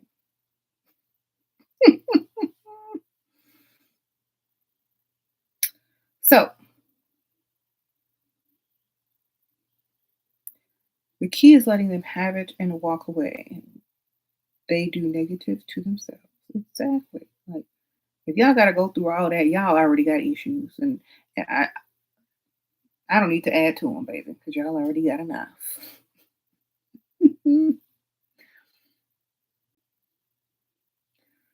Uh-huh.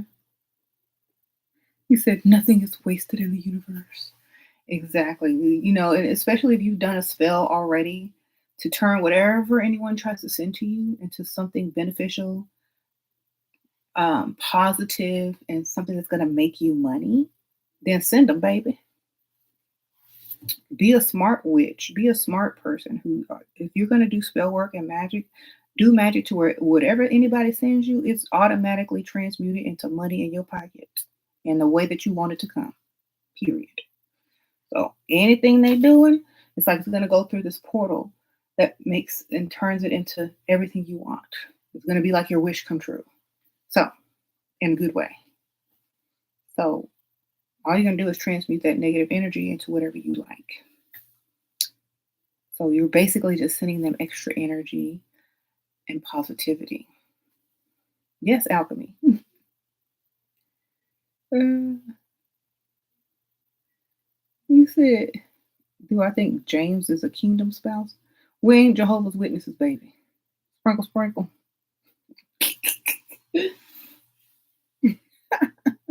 But don't come knocking on my door. Thank you, because I will not answer. All right. You said y'all's pets be absorbing that negative energy? Because they got that odor and neutralizing litter box upstairs. And cats naturally transmute negative energy.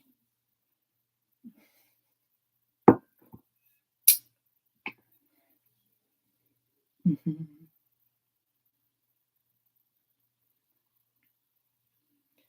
All right. Do I wash James' feet? Do I wash his feet? No, the lady at the nail place do that, baby. Sprinkle, sprinkle.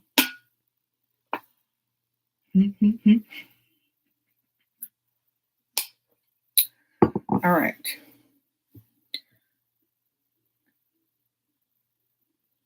You had enough cat poo. Jesus, please come soon. What is it about? What? Y'all are so silly. You said you need to get a cat? Yeah, cats are fun. Mm.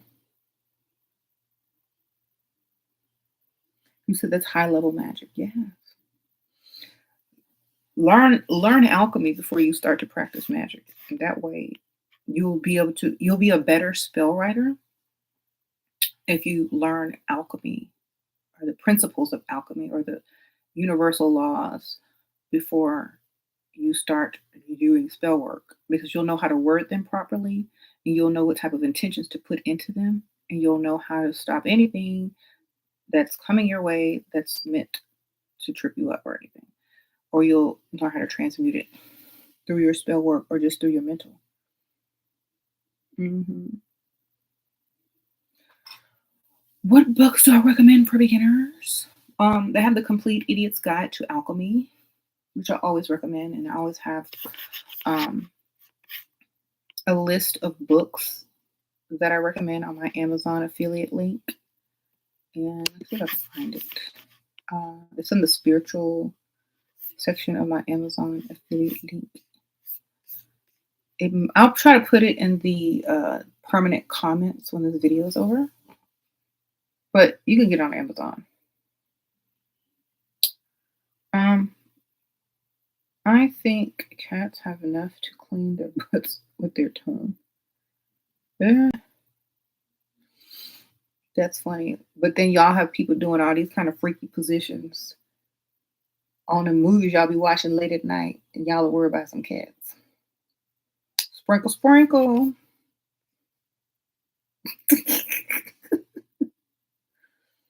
All right. Um,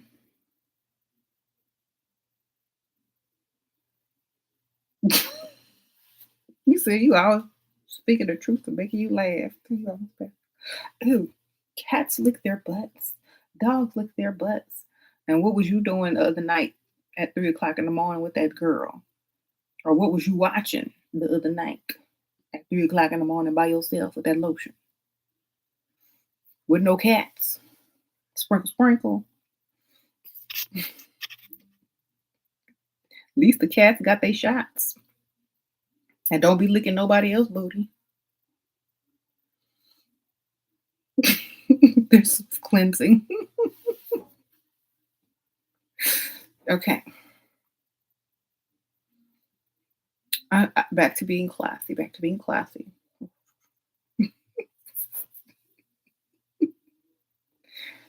Um, I don't know what same thing you watching, obviously.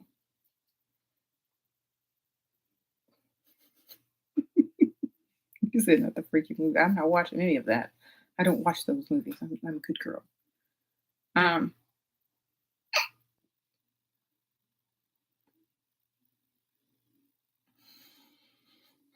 yes, our next movie for the Patreon, we're gonna be watching The Prestige on movie night. So y'all tune in for that.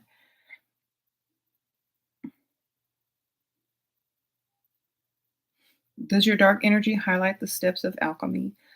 Yes, it goes through the universal laws and all those things. So definitely it is in there. There's some spells in there too, and some manifestation techniques and all of that good stuff. I definitely recommend it. It is in the description bar under books I wrote. hmm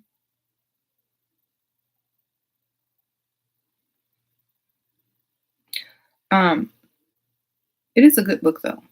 It also, I like the book because it teaches you that sometimes, when people get the idea of manifesting and getting everything they want, they automatically think of like, oh, if I just had this big mansion or the sports car or the man of my dreams, I'm gonna be happy. But the book kind of tells you that that's not the truth.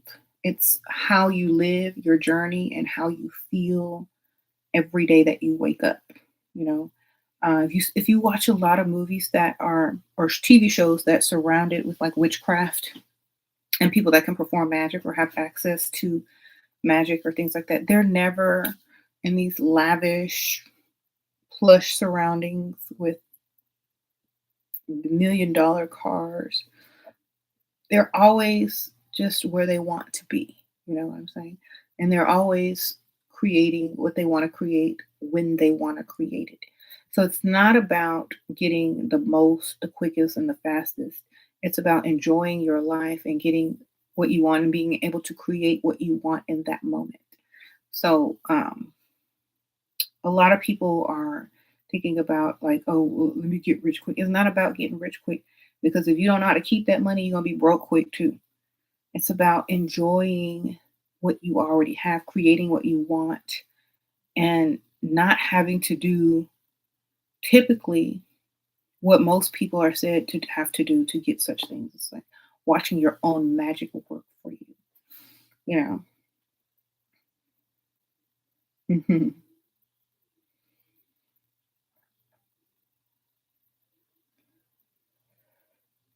Let's see. Your cats look at you and ask you to save them from the.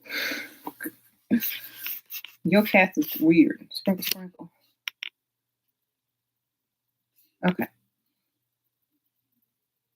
So yeah, definitely check out how to manifest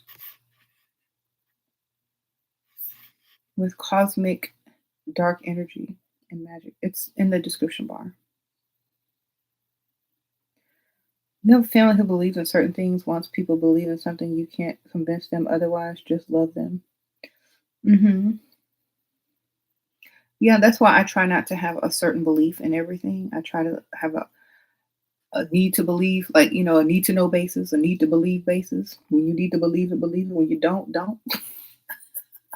That's the best way. I'm trying to tell you. That way, it's harder for people to try to convince you of something or to manipulate you or to try to change your mind about something, or it's harder for people to try to trigger you or make you upset if you don't have a set belief because they can't come at you at a certain angle because whenever you feel like you need to believe something, that's when you'll believe it. And when you feel like you don't, then you won't. Like if you feel like someone's trying to manipulate you through spirituality, you can cut it off right then and there. Like, oh, I don't believe that. But the other day you said, well, I believed it then. But right now I'm not believing it. You know what I'm saying? So make sure you know that you can turn it on and off just that easily.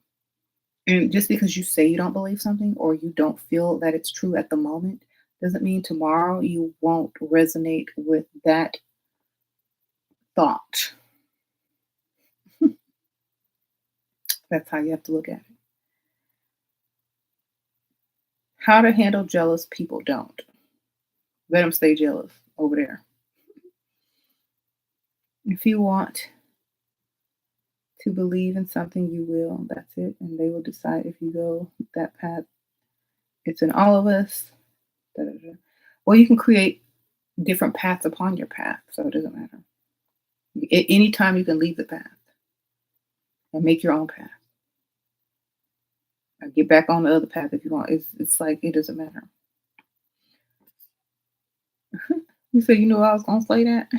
That's because it's true.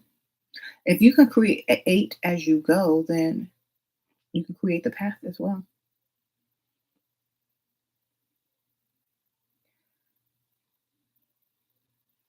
Okay. And like it's kind of like, I was talking about gardening and like how I'm making all this stuff from my garden. Some would say that's a path, but then some would say, oh, that's just botany, or that's just herbalism, or no, that's just you're being, you're a scientist, or oh, that's just being a green witch. There's so many different labels for what people are doing. Um, all I'm doing is growing stuff and using it. Sprinkle, sprinkle. Look, I'm just growing stuff to use it. Don't matter how I use it, as long as it's getting used and I'm growing it. That's all that it is.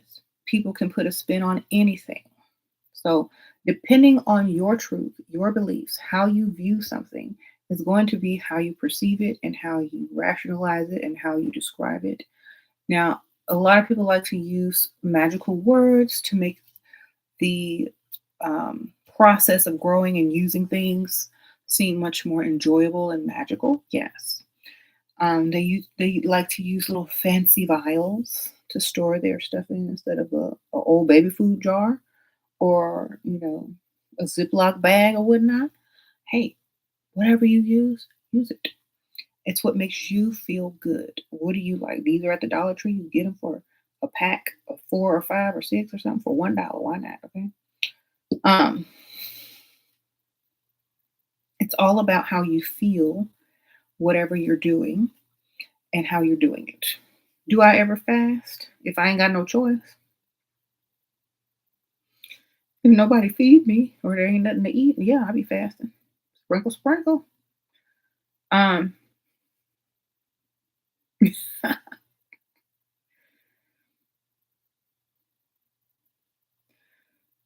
so perception creates reality. Yes. What you're creating and what you're perceiving. Yeah. Yeah, if you don't feed me, I'll be fasting, but I'm gonna be mad.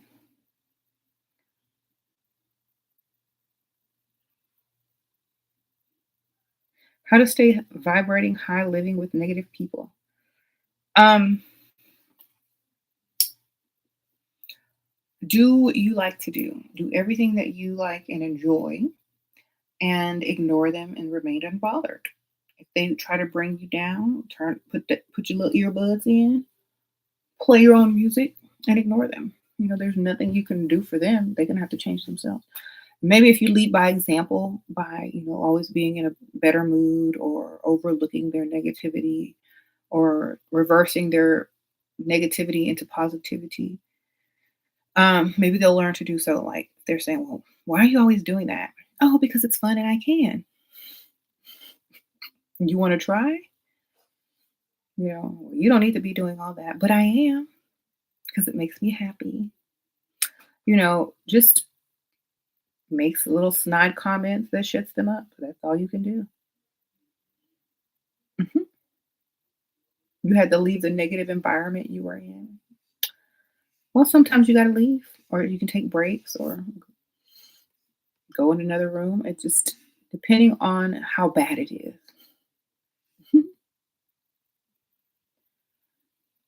I guess so.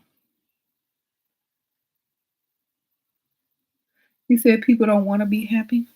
Well, if you don't wanna be happy, you don't wanna be happy. It's your choice. There's so much stuff at your fingertips to create things in your life to where you are gonna be happy, or at least pursuing your happiness, and that's all that matters, like, honestly.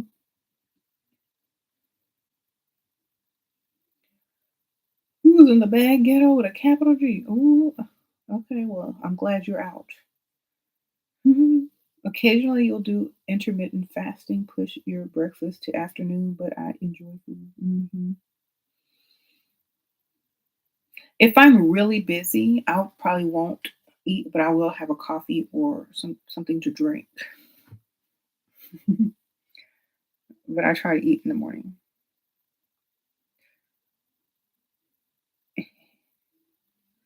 You wanna you used to wanna help people, but when I start seeing things disappear and soul walk-ins, and then I question if it's real people really suffering.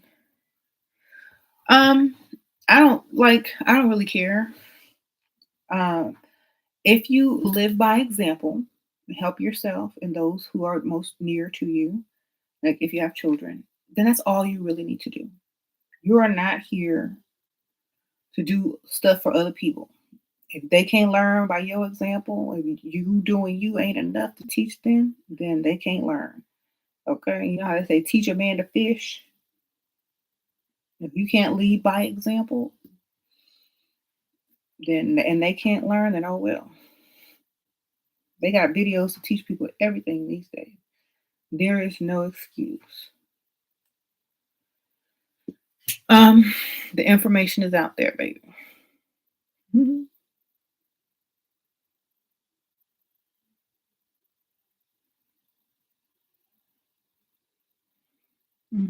You said so helping people in the past you have felt you got fooled. If you help people, that's your choice, and you should feel like helping people may have helped them.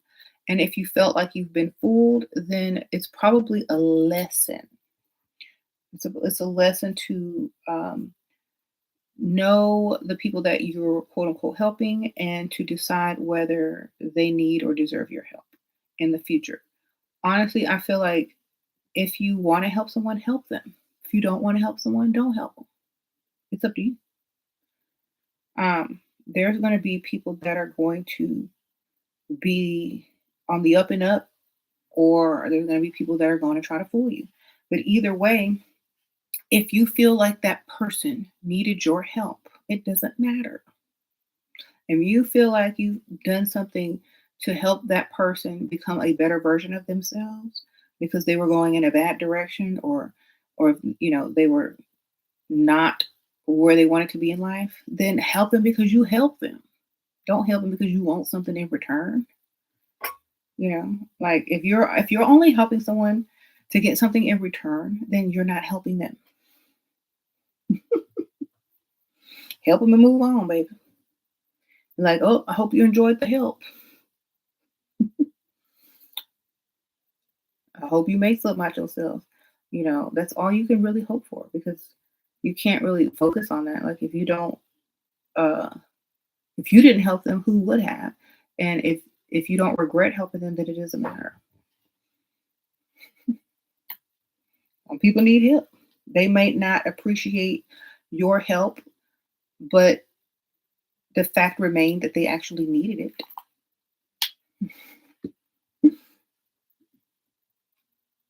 You say helping too much turns you into the help. Right. You help. If they don't get it, then move on. That's all you can do. hmm How has my philosophy about it expanded? It goes wherever way. My philosophy can change at any moment and go whichever direction it pleases, because I create it. You know what I mean? So it's a very individualized path, and for each person, it is different. For me, it's whatever I feel like at the moment. Hmm.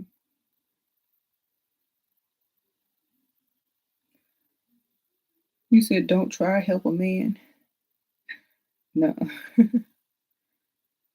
helping too much turns you in fine balance. Yep. Hmm.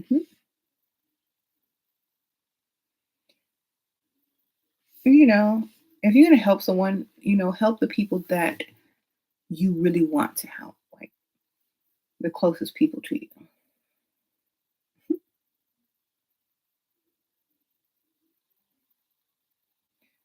Hmm. Said seek to learn. Exactly. Keep learning.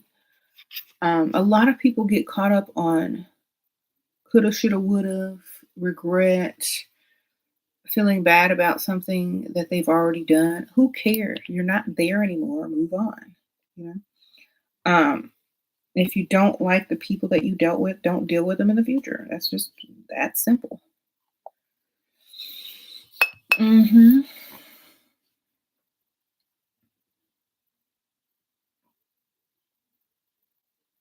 Mm.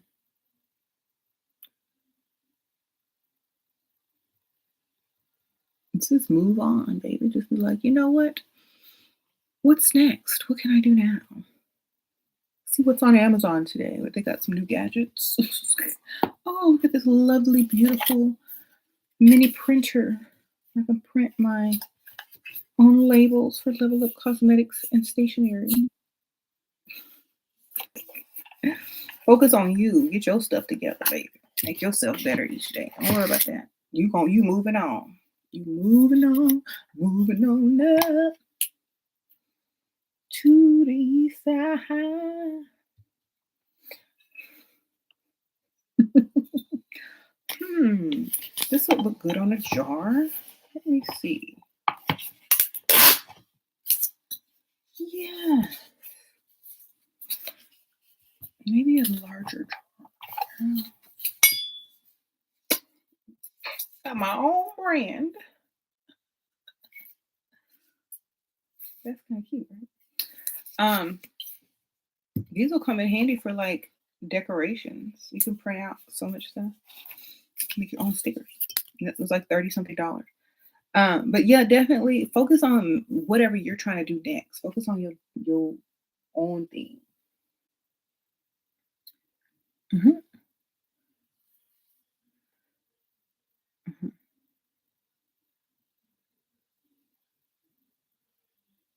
I talked about teas and infusions, and I showed you all my little beautiful herby and floral and fruity concoctions that I've created from my garden, my facial sprays and my tonics and toners. Actually, I need a facial spray right now. It smells so good. This is the gardenia, rose, and mint, and I believe there's some lavender in here. So it's really good. Also, this bottle, I do plan on putting a bunch of floral water in here for my bath. So I can just put them in my bath when I take a bath. That's what that's going to be for. I'm going to decorate it look pretty. Um, do I believe there's a reason for everything? If you created the situation, then you must have a reason. Yes. If you created the situation, you must have a reason. The reason may not be known to you consciously at this time, but you do have one. And if you know alchemy and you use the universal laws to reason, then and transmute, then everything's going to turn out just the way you want it.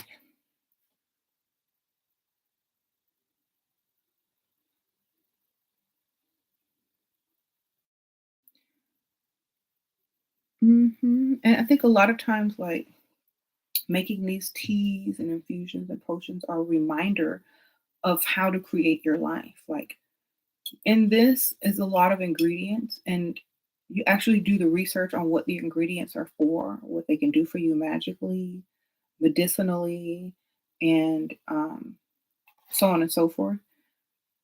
And you're creating this in order to create something else. And the reason that you created it is to experience something better skin, better sense of well being, attraction. So, what you're doing in spell work, what you're doing with teas, tonics, and infusions and tinctures is the same thing as you're doing in manifesting and creating the life that you want and the reasoning behind it. When you create a potion or something, what's the reason that you're creating this? What do you want to experience after using this potion? You know, it's the same thing as when you have a thought and something happens or you do something for someone. There's a subconscious reason that you are doing all this for, and it will manifest. Okay, maybe you said it a while back. Oh, I wish I had this. And in order to get that, you have to go through certain motions in order for you to receive such a thing. And you may not realize those motions are bringing you to the point of what you have been manifesting. So that is why people do spell work so they can recognize the points and all the things that are happening to bring them their manifestation. Because if you're not conscious of what you're asking for or manifesting or wishing for, or doing a spell for, or a potion for, you're not going to be aware or conscious of all the symbols, all the signs, and all the things that's pointing to you're getting exactly what you've been manifesting. So, this is why spell work is important if you want to focus. Um, because some people will manifest and forget what they've manifested, and they'll be like, "Oh, why is this happening to me? This is how you're gonna get what you want." I mean, it's not gonna. You don't have enough avenues for these things to come in a very positive way because your life is very negative. So the only way that these things can come to you is are in negative ways. If you know alchemy, if you know all this law, if you know this and that, create some positive avenues for your manifestation to come through. Okay, and one positive way is spell work. Okay, you have to have your mind has to make sense of why you're getting something. If you don't have any positive avenues for something to come in, then oh, it's magic.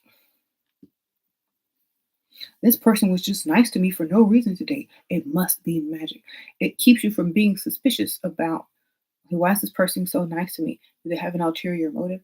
You know, so this is another reason that people focus and use spell works and potions and things like that, because it keeps your focus and you're not going to mistake certain, you know, signs or manifestations of what you've been wanting as something else. Um, you want to make a quote in a joke book? That's funny. I might add some quotes and things like that to my book. Hmm.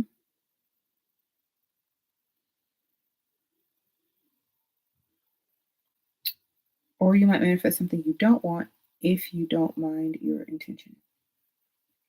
Yeah, but that's why you got to do that initial spell. That whatever comes your way, it's transmuted into something you do want, even if it's your own bad manifestation or thought. It's automatically going to transmute into something good.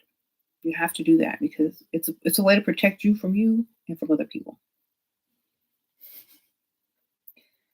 Um, yeah. Well, I do go over the um. Hold on, let me find my book one. I do go over universal law in my manifest with dark energy. Hold on, I'm trying to get y'all the link right here. And it's explained very easily, like the way I'm talking right now in this book. So you will definitely be able to understand it.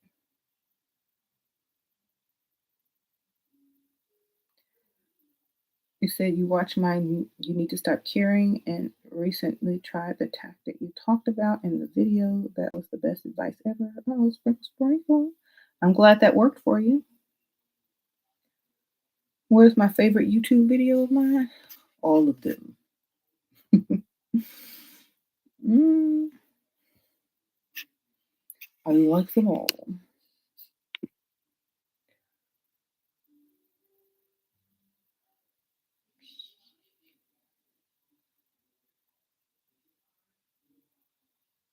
Um, yeah, learning the principles of alchemy, the symbolism of alchemy, and the universal law is going to help you a lot. Like the physical alchemy of stuff, that comes later. That's like the physical part. But to know the mental and the spiritual part is definitely going to help you understand a lot of things in life. Um,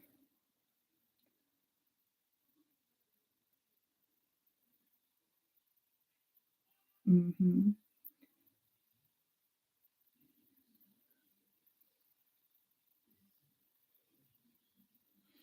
My book, How to Do What You Love, would you recommend that to someone who had nothing?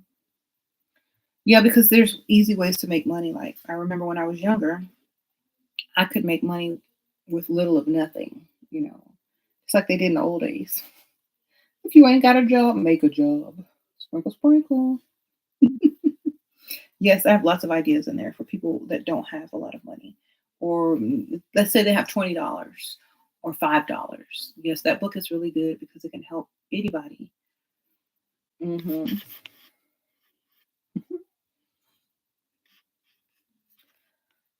Um, and it should be recommended when you click on my Amazon book, the one I just clicked up there.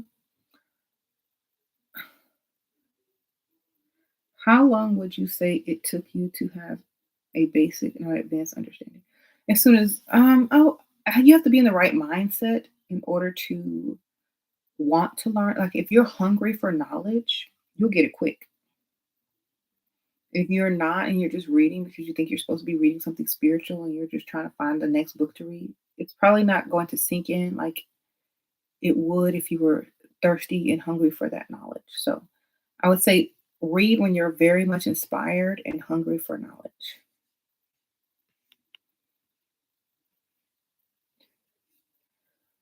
Um, and I would say it didn't take me very long. I probably read on universal law at least 2 or 3 times before I was really able to use it effectively. Okay. How you can start using it immediately if you understand universal law.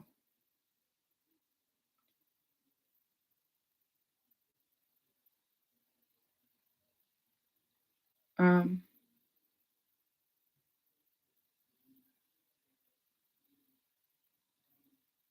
you say you don't understand the masculine and the feminine. I think they work together.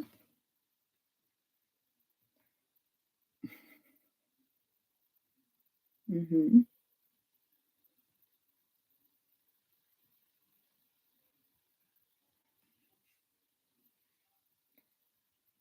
Okay. You got you got to make sure that you're working together with the masculine and the feminine. Um,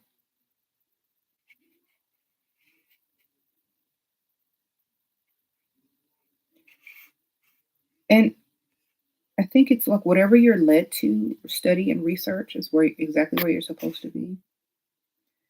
There's no specific order. There's no right and wrong. There's no clear path. You just do what you feel. Hmm.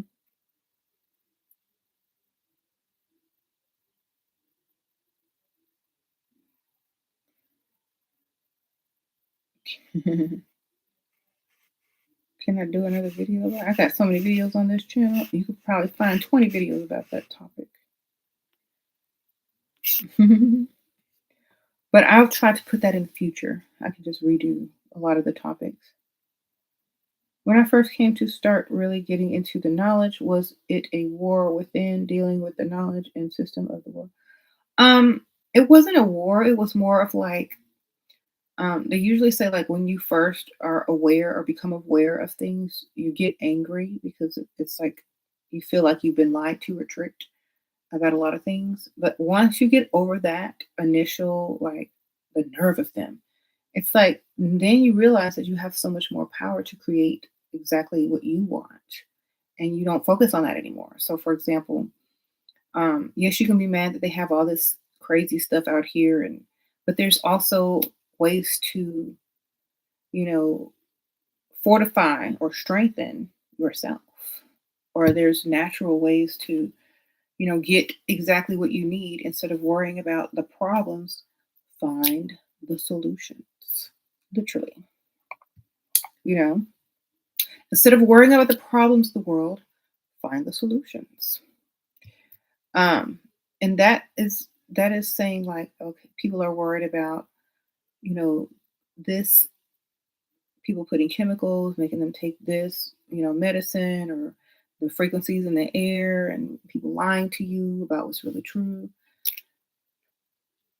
Of course, people are going to lie to you to make money, but if you are healthy, if you are unbothered and you are focused on the solutions versus focusing on the problems, then you're fine because you'll have the solution, literally. Mhm. It's the same way that people came up with, certain medicines. It's like instead of focusing on the sickness or the illness, focus on the cure. Things like that. But with nature, I remember my skin was breaking out a lot and I kept getting like some bumps and stuff right there, some acne. And as soon as I started using my own floral spray on my face instead of what I was using before, it just went away. Um, as soon as I started drinking more teas and infusions, because a lot of teas are detoxing, it just went away. I don't have to worry about that. And I think like in Eastern medicine, a lot of people promote these type of, teas, infusions, tonics, and things like that versus pharmaceuticals because they know it works. But you can't really make money off of something you can grow in your backyard. You know what I'm saying? Unless you're selling this. But like big companies and major companies can't get paid off of this. So they don't really promote it. But if you are into that kind of stuff, you're into it. And it was very easy to make, and y'all gonna see on the vlog I'm gonna put out very soon how I made all this. Um,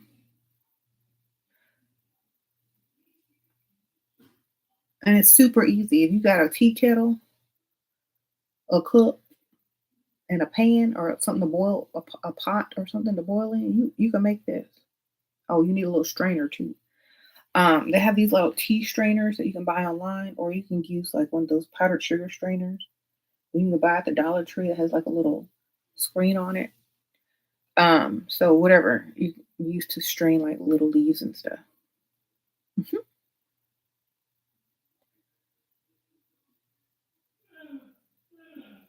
Y'all hear James in there yawning. That's the lack of oxygen to the brain. He needs to get up and move around. Walking too. Like I haven't been walking. I didn't walk last week because of the holidays and the weather was not that good here.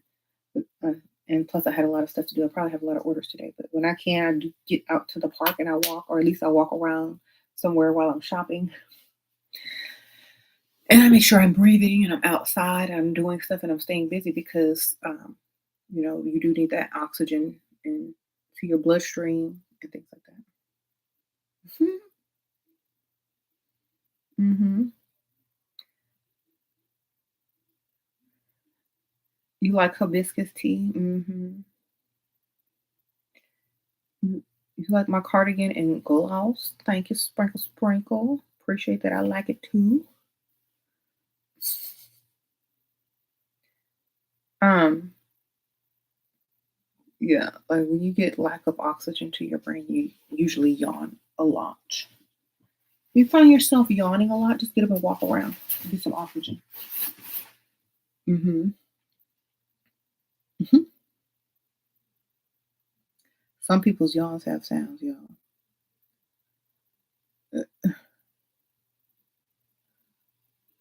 Um, how do your skin so clear and beautiful? These waters, water, floral waters. They're good antiseptics, antioxidant, natural. Yeah, natural. It's like it helps premature aging. It has like a lot of good stuff in it. Like if you go to the cosmetic store and you try to buy all these like floral water, facial toners, rose spray waters, that's all this is, except you can put your own stuff in it straight from your own garden. And there's no chemicals in it if you don't add any alcohol, but if you just add like a little bit of vodka or brandy to keep it from um, going bad, then all this, especially since you grew it, your intentions went into this, your energy went into this, your love and um, energy went into growing this, tilling the soil. So your energy is in here, and you only want the best for yourself. So you're gonna have some good skin, even if you don't grow it. A lot of people put the intentions into their ingredients when they're just focused on it, right, and putting their energy into it. So when you make your own stuff, usually you get a better result because your intentions are in it. And like if you if you give it as a gift, it's the same thing. Your intentions are in there. And plus the ingredients are good and fresh. And you know what you're doing because you did your research. You said what's the best way to even skin tone? Um, I would say you need to like figure out what it is that's causing the unevenness and try to fix it um, with your diet first. And if it has nothing to do with your diet, then you need to figure out what plants or herbs are good for evening skin tone or things like that. I don't know yet because I haven't done the research on that. But what I've used is rose. I know that helps. You can put a little bit of lemon juice in there, lavender. Um, I use gardenia, mint, rosemary, a little bit of sage, and um, I think that's it. Shake it up, pour some boiling water over the fresh leaves, and then strain all the leaves and stuff out. Let it cool, and put in a jar. Um, and you can go to the grocery store and get mint. You can go to the floral section and get you some petals. They sell rosemary in the herb section of the grocery store. So if you don't have a garden, you can go to the grocery store, make your own stuff. Or you can plant a kitchen garden on your counter with the little herbs that they already have. Okay. You made your own rose oil with olive oil and rose petal infusion. Does it smell good? I bet it does.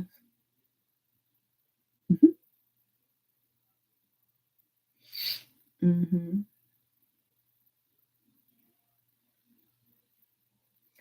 You said pink Himalayan salt and coconut oil is good. Scrub to mix up.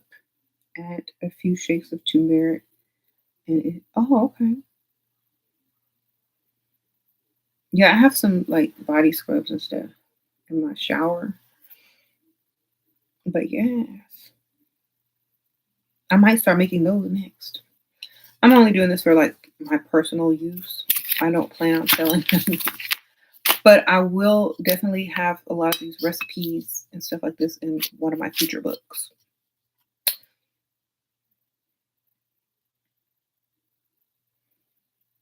Mhm.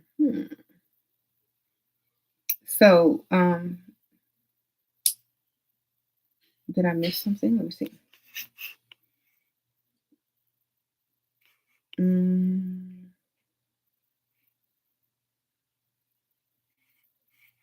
okay. Thank you, Sprinkle Sprinkle. See, I look wonderful, Mimi. All right. Well, thank y'all so much for watching. If y'all have any questions before I leave, I try to answer them like about the teas and the infusion, the elixirs and the potions and stuff like that. A potion is just it's mainly something you can like take in your mouth or give other people.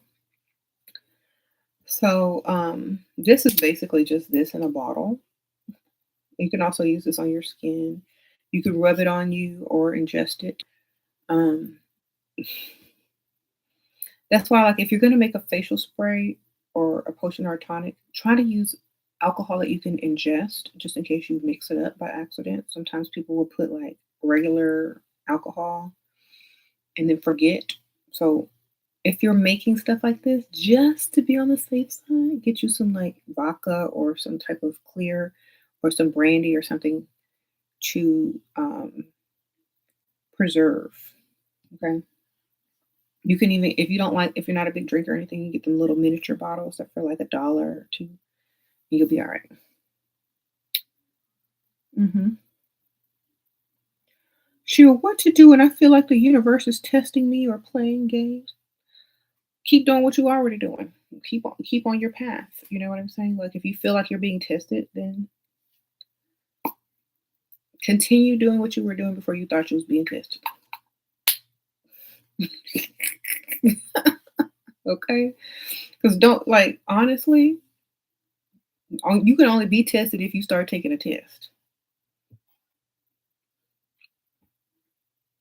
Know what I'm saying?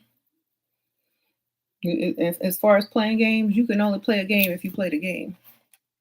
And at any time, you can stop and go back to what you were already doing. Okay, so honestly, ignore it. Like you ain't in school no more. Does the universe have tuition? What you supposed to be learning?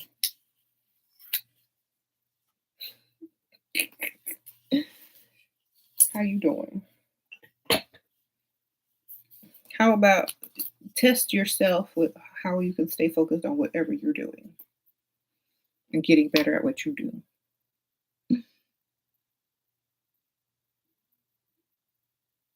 How do I preserve it? You can put it in one of these little bottles and put like some vodka in it or just a little bit, just like a pinch. That way, or if you don't like wine or alcohol, you can use a little bit of apple cider vinegar to preserve it. Lemon juice, a little bit of apple cider vinegar will keep it longer. If you're not going to keep it longer than a week, then maybe just a little bit of lemon juice. But if you plan on keeping this for over a week, definitely have a little bit of alcohol to preserve, just a little bit. If you're making a tincture, you put a little bit more alcohol. Mm-hmm. That's it. Does the universe give diplomas?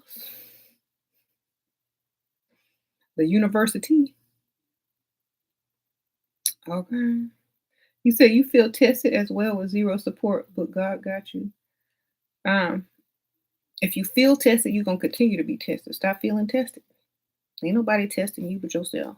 Or, look, you are no longer in school. You are the school. Period.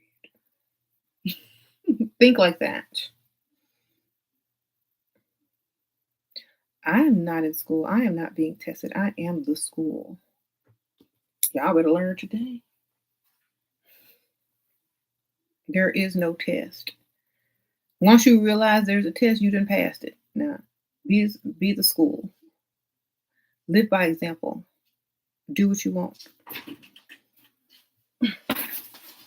Hey. Did I get something? Oh, I was going to my home.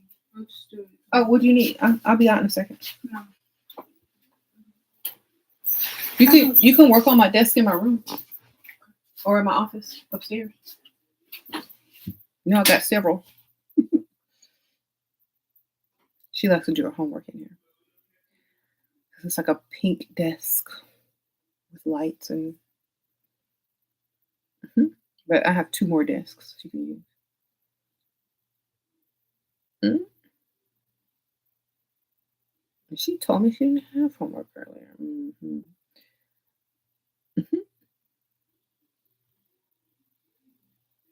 You said you tried the law of attraction trick, but it's not working because you tried it.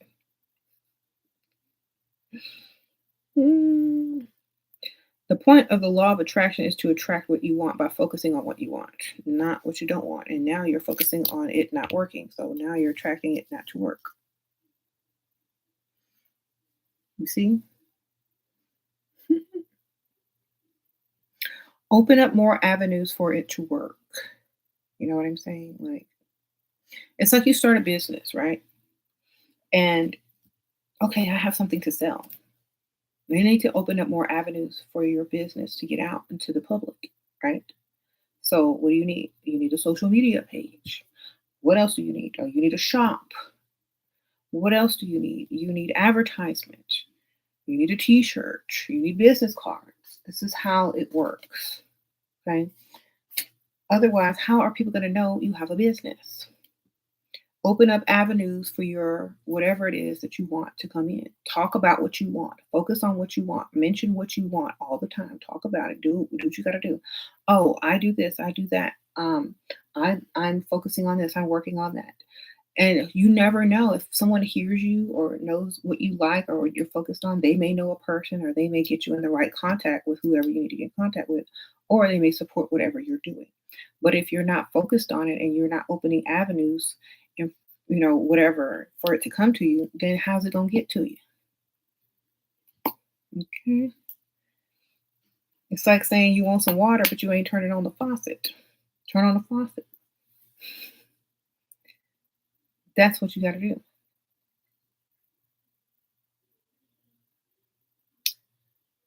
You say your anxiety affects your manifestation skills, extreme uncertainty and nervousness.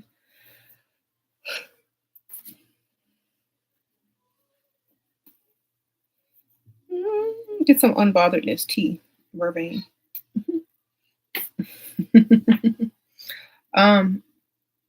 Didn't manifest when you're least experiencing that anxiety. Hold on, y'all. Kitty. Cat came to visit. Do it when you're less worried. How are you? Come on, Velveeta. You want to sit in my lap? Let's just sit. Oh, she misses me. I like to be on camera. Yeah. All right.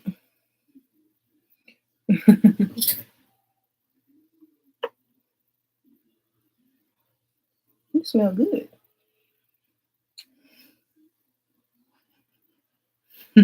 She smells good. I think I sprayed her with some of my spray. She smells like lavender. You smell like lavender. Yes. Okay. No, she had to make her entrance. No, this is Velveeta. Velvet. My baby. Cats make you so happy.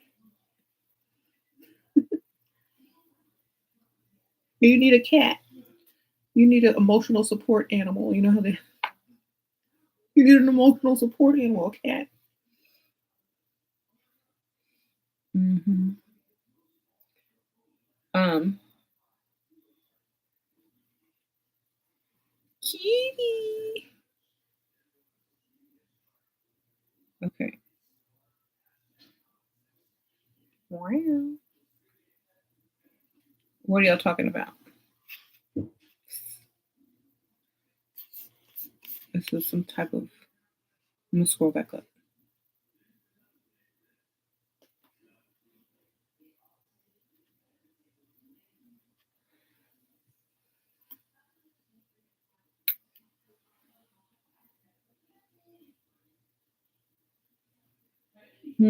Come. How you manifest more energy?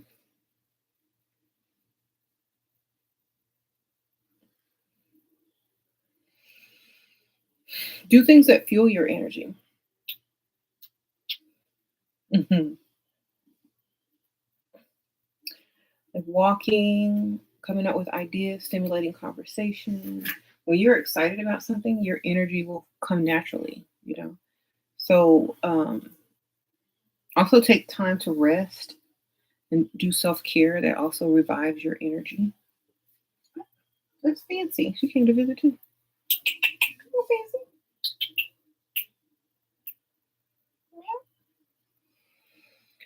Mm. Other cat came in. She got jealous. Come on, fancy. Uh-oh. Now they're competing for attention back there. You said the sun energizes you.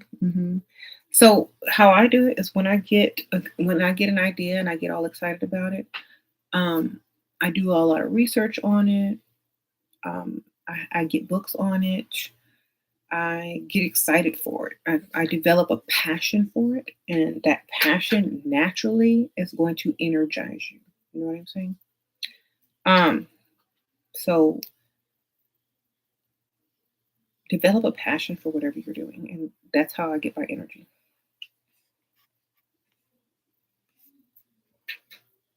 Hmm. She want you to clear her cat litter box. That's already done. Okay.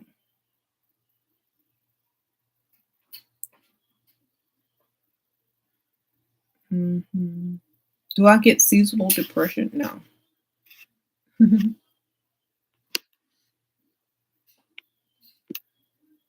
um, with with all the supplements and vitamins and stuff that they have these days, you don't really have to have a seasonal depression unless it's just a mental depression.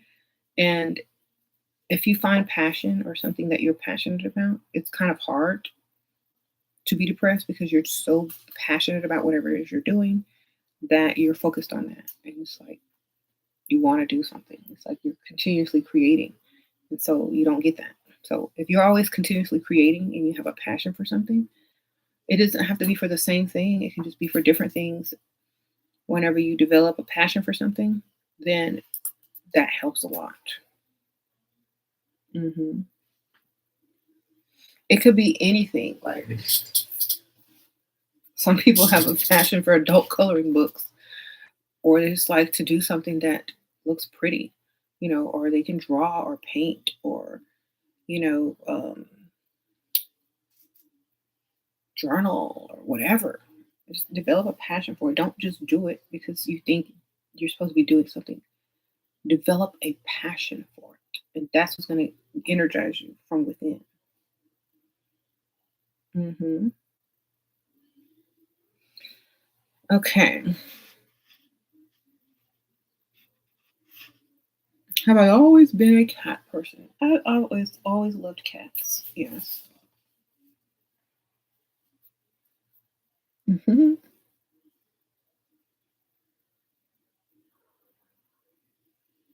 Mm.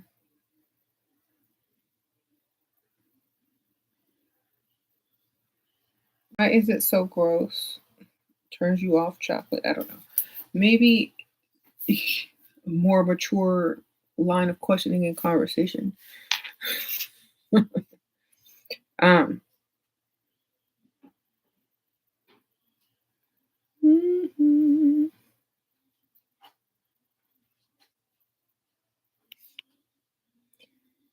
You listen to music and have coffee when you need energy. Yeah, music always gives me energy, especially a good energetic song. Of course, coffee. Can't go wrong with that. Uh-huh. Instant coffee is strong too because you can like put a lot of scoops in. Okay. What are my top three favorite books? Um, my books. Sprinkle, sprinkle. The ones I wrote earlier. How to manifest with dark cosmic energy and magic. The wisdom of Shira 7. And how to do what you love. And how to turn a curse to a blessing. And I have another set of books that, maybe not for this channel, but all my books, baby. Oh, my books, my books. Talking about my books, my books. Whatever Amazon suggests underneath. Okay, I don't know. I have so many books, I can't tell you my top favorites. Uh-oh, the occult college. Sprinkle, sprinkle. Uh-oh, fancy, there you are. Come on, fancy. I know you want to be seen. Fancy. This one is fancy. Say hi. She's like, I just wanted to sniff your feet. I know. Now you're on the camera. Yeah. She says, bright lights. The lights are too bright. Oh, thank you. The occult collage, sprinkle, sprinkle. Mm-hmm. Say hi. Mm-hmm. This is fancy. We call her fancy. She looks like she has on a tuxedo. And even her other paws in the back are white. From the back, she looks black.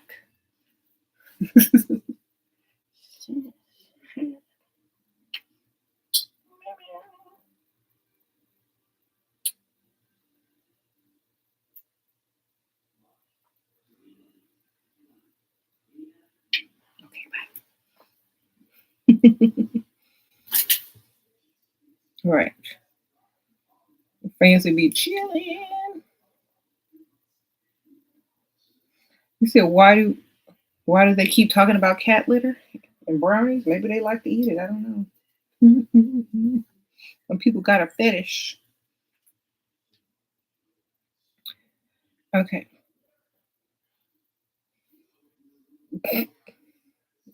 You talk about something that much, you really like it, baby.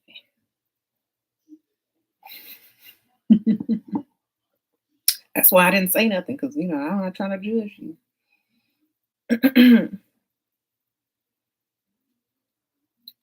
What does it really mean when people say you have a strong aura? I'm told that a lot, even though I'm reserved.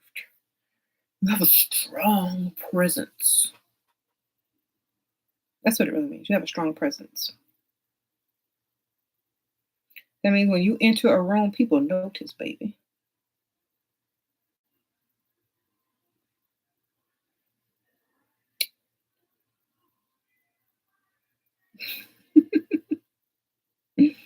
Like, girl, I know. I know.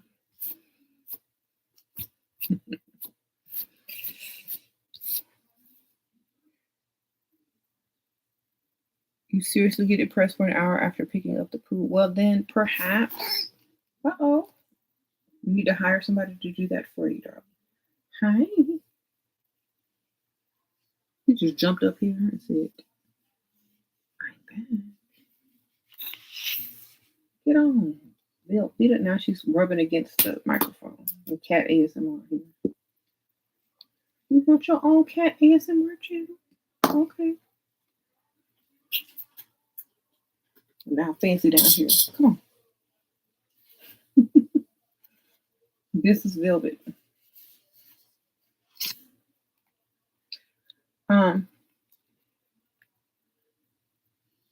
It's a cat podcast. I know, right?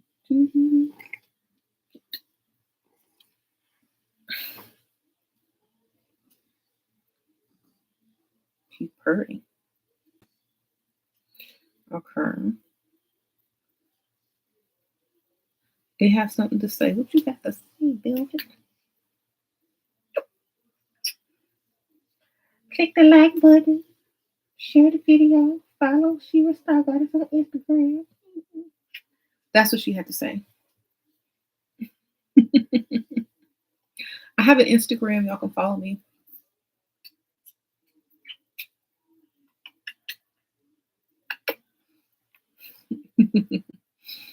Velvet's on there sometimes. Fancy's on there sometimes. My garden. She bit me. Don't bite me. Keep playing now.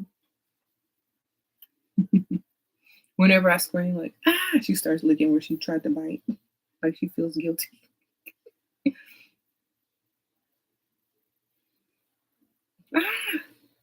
She'll start licking. Okay. Mm-hmm.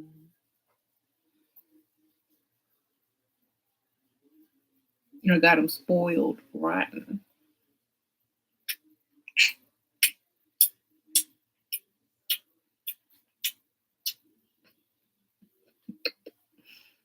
Yes, my babies.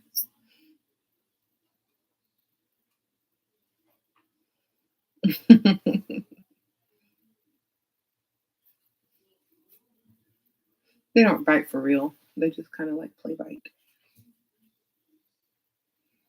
Mm-hmm.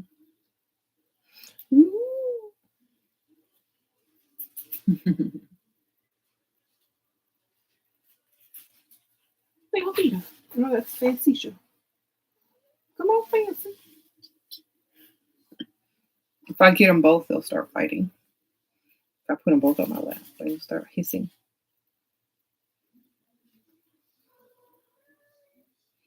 Mm-hmm. Come on, Fancy.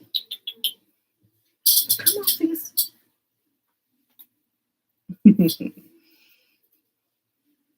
She wants me to put Velvet down and pick her up. Velvet's loving this attention. Yes. You watching my old videos? Thank you. I might post some of my older videos throughout the week.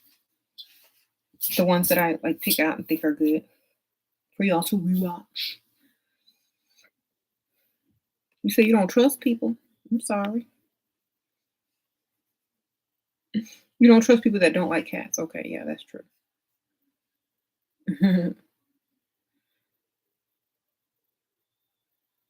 Mm-hmm.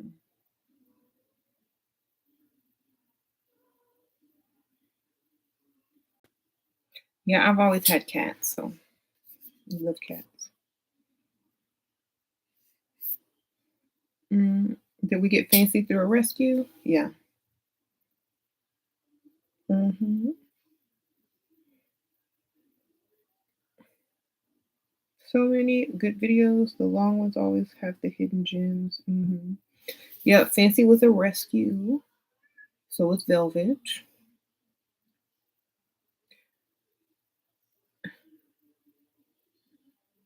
And yeah. Now they were in a little cage about this small when we found them, and now they have a big house and spoiled to death. Mm-hmm.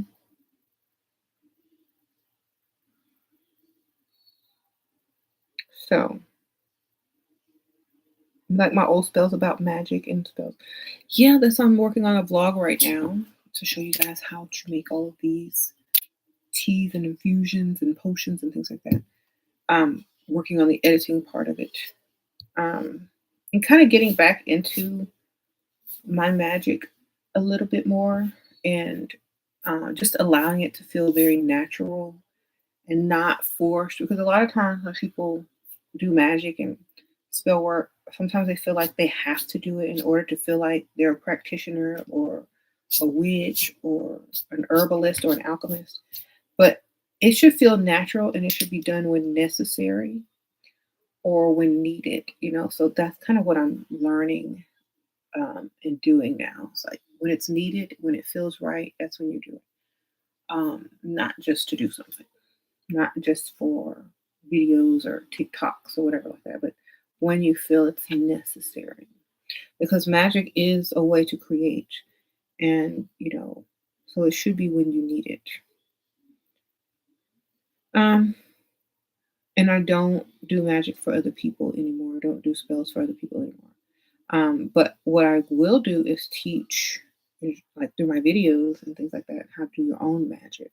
Because I also feel like if you're not able to do your own magic, then you shouldn't be doing magic. Or like if you can't do your own magic, then you don't need magic. I kind of feel that. A lot of people will feel some type of way about doing spells, but don't have any types of problems going to have spells done. So I suggest the best results often come from whoever is performing the spell. So if you are one of those people, learn how to do spells for yourself. It's going to be a lot easier and your results are going to be definitely better. And, you know, you could do them whenever you need them. You remember I would take orders. Yes, I learned a lot by doing spells for other people. I learned a lot about people. I learned that a lot of people don't really mean the spells that they ask other people to perform.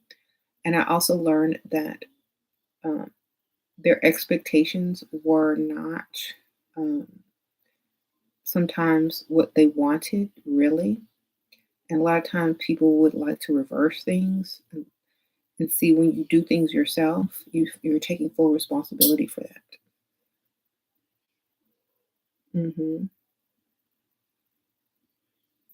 But, if you want to learn a lot about people, you can do spells for people. You will learn a lot. I think that's how I got a lot of, my knowledge and experience and wisdom by just, working with people, studying people, what they want, paying attention to, being very conscious of what people are asking for the most, what people seem like they're lacking the most, where their insecurities lie, um, what gender, what sex wants these certain types of spells over more than the other. I've learned that more women do love spells versus men. Men are not looking for love at all. Uh, Very few men will come to someone for a love spell. Women, that's mostly what they come for. Um, Men more for financial and money spells. Women more for love spells. Um, so mhm, you think good point. You did that freezer spell that I put out. That thing worked, don't it? Everybody keeps telling me about that one, how it works. I'm still getting emails today talking about, ooh, that spell work. I know it do. That's why I put it on YouTube. The love spells are scary to me. You don't want any stalkers. Okay. Um, she's pretty powerful. She came to me in a dream and told you I was cursed right before I was. Well, I don't know if that was me. It might have looked like me, but so the husband ran over an armadillo on purpose. Should I be worried?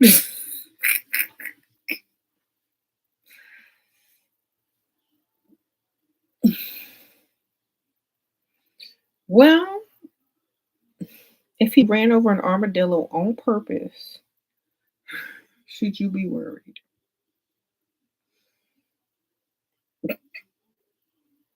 I mean, you married him. You should have known him by now, child. I don't know. At least it wasn't a person.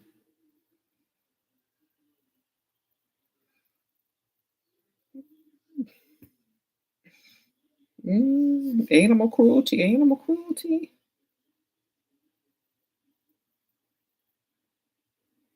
Mhm. Yes, it's called a binding spell. Just go to my spells playlist, and it's one of the binding spells. Mhm, mhm. You said men do want love beneath it all unless they are a psychopath. I don't know. I mean, hopefully that's true. All the men that I've worked with spell work, they've all wanted to control, mostly, not love. They didn't want love in return. They didn't want that person to love them. They wanted to control them. So, more women want love, men want money and control. So, I've learned that.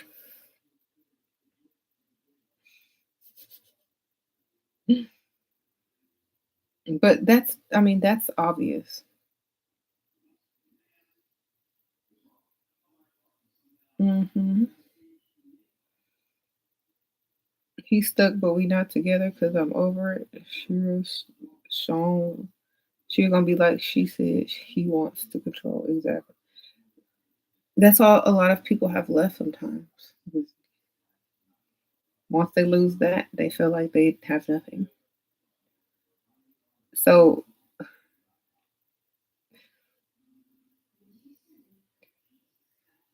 you did my binding freezer spell to get toxic neighbors away from me with harm to none though. Okay, good for you. Maybe they want to control for love. You can't control someone if you love them. They have to make that choice. It's like this. Okay, you can be attractive. You can attract someone to you. You can make someone feel some type of way about you. But if you have to control them, it's not love for real. And if it's not really love, then that means they're open to fall in love with somebody else. You see what I'm saying? So you can't force or control someone because they're not really going to be in love with you. That means they're going to be able to fall in love with someone else if you constantly trying to control. Hmm.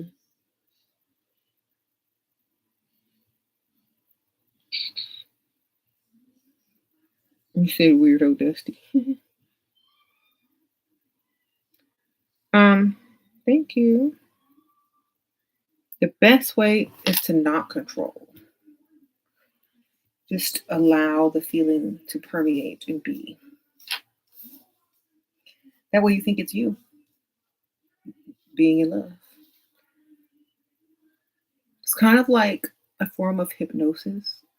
They don't control you through hypnosis anymore. They allow you to think that's your own thought. So, like for example, if you see something and it may remind you of that person, then that's furthering you thinking about them so that you say, okay, I love this person, or I'm thinking of this person, or I really like this person, or maybe I should call this person. But if someone's always trying to constantly control you, then you're not going to feel that feeling. You're going to be like, well, why are they always bothering me? Or why are they always so obsessed with me? And it's going to be a turnoff because it's going to feel too desperate. So it's better to just have reminders. Uh-huh. How long does it take for the spell work? You want to see Shira by this weekend. It don't work on me though. Sorry, Marcus. Mhm. Unless you unless I want it to work on me, it's not gonna work. Mhm. Sorry. I think if the man is his true self, has his true self worth, the women would stay with him. Ego is the biggest barrier between peace, men between getting.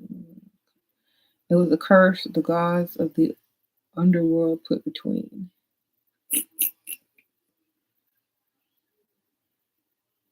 Yeah, that's true.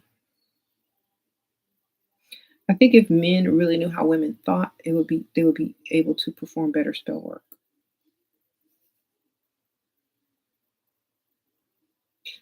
Um, mhm. You said what spell work is Jeff Bezos under? The unbotheredness. Like, yeah, you a billionaire, you rich, you got Amazon, so yeah, you still need a woman. You did all this to impress me. Well, I'm impressed. Thank you. Like it's also your mentality.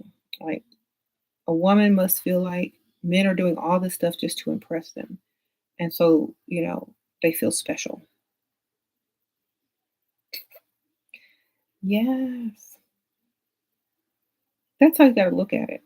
And men feel like they have all this money and power and stuff. They have money and power, and that the woman should naturally want them.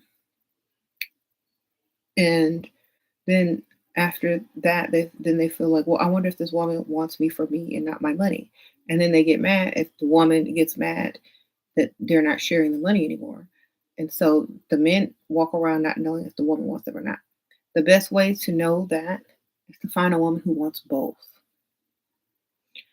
and who has standards, who's not going to be like, nobody wants a broke person. That's obvious. So men shouldn't get offended when women expect someone to be able to provide, period.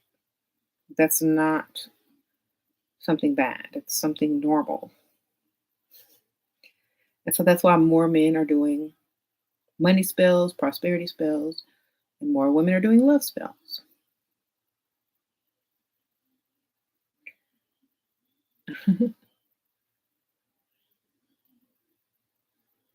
You said the gods of the underworld cursed men to be slaves of status and money and women to be slaves for men.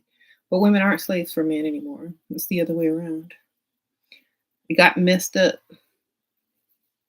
Now men are slaves to status and money and women.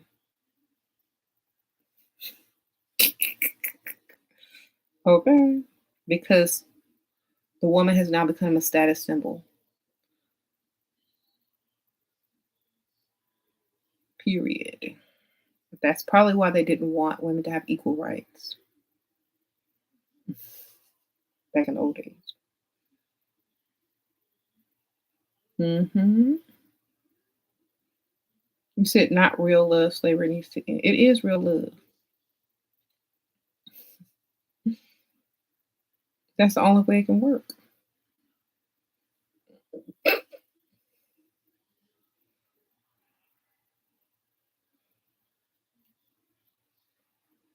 Okay. So if you're a man and you're a slave to your ego, you're a slave to money, you're a slave to power, and a woman is a symbol of all of the above when you're not in your car or in your house or have a job title on your or no one knows your job title, then the woman becomes the status symbol. So therefore you become slave to her too. Because at any moment she can leave and then everybody will be like, why she left him? He must be going broke. Or when they see you without your car, your house, you just looking like a normal person, you can't show your status. So the woman is also a status symbol, which is why men have become slaves to women.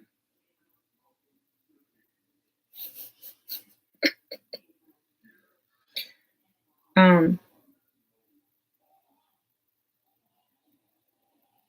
and women know this. That's why they use tonics and potions and infusions and cosmetics to even further that. So my daughter was showing me something hilarious. Like I don't keep up with current events, but she was showing me how Generation Z is like DMing Putin as if he's like a sugar daddy and say, "Hey, Papa Putin, don't start World War III. Thank you. I know this ain't you." They're like DMing him all up in his inbox for him to stop doing whatever he's doing. And I'm like laughing because the TikTokers have recorded their DMs and texts and stuff, and it's hilarious. I'm like, so it's going to take some women inboxing somebody on TikTok or Instagram, I'm sorry, Instagram, and flirting with somebody to stop them from doing whatever they're doing. Women are quite powerful if they believe they have the power. Hmm. You said, I believe in love. I believe that love exists, but I don't believe that love is able to be experienced in the fullest capacity that it could be. You know what I'm saying? I believe that love exists between man and woman, but it's unable to be experienced in the fullest capacity sometimes. So making it feel like it does not exist on that level. Okay. Too many things in the way. Okay. Mhm.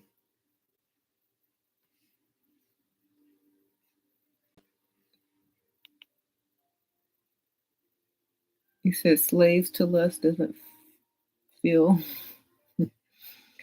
Yeah, I guess, but sometimes like one thing leads to another. So it's like people are attracted with their eye first before anything else. That would be what lust is to love. So when people when they're initially attracted to someone, that would represent the lust. But when they get to know you and want to be with you and not live without you, then that's the love, you know. But you gotta have something to draw them in.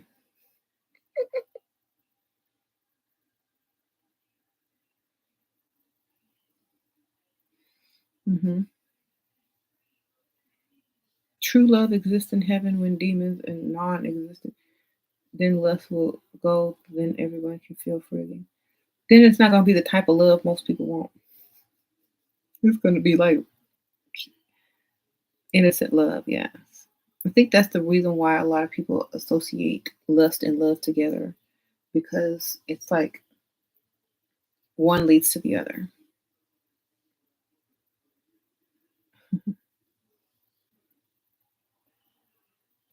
You said demons are suicidal. They want the war to end too. How is your energy always so stable? Because I'm stay unbothered.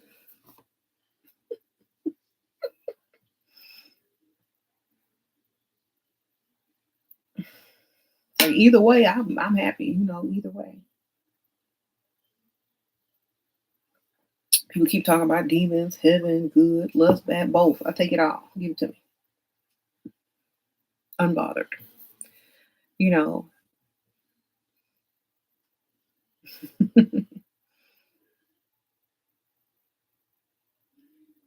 You say because you pimping.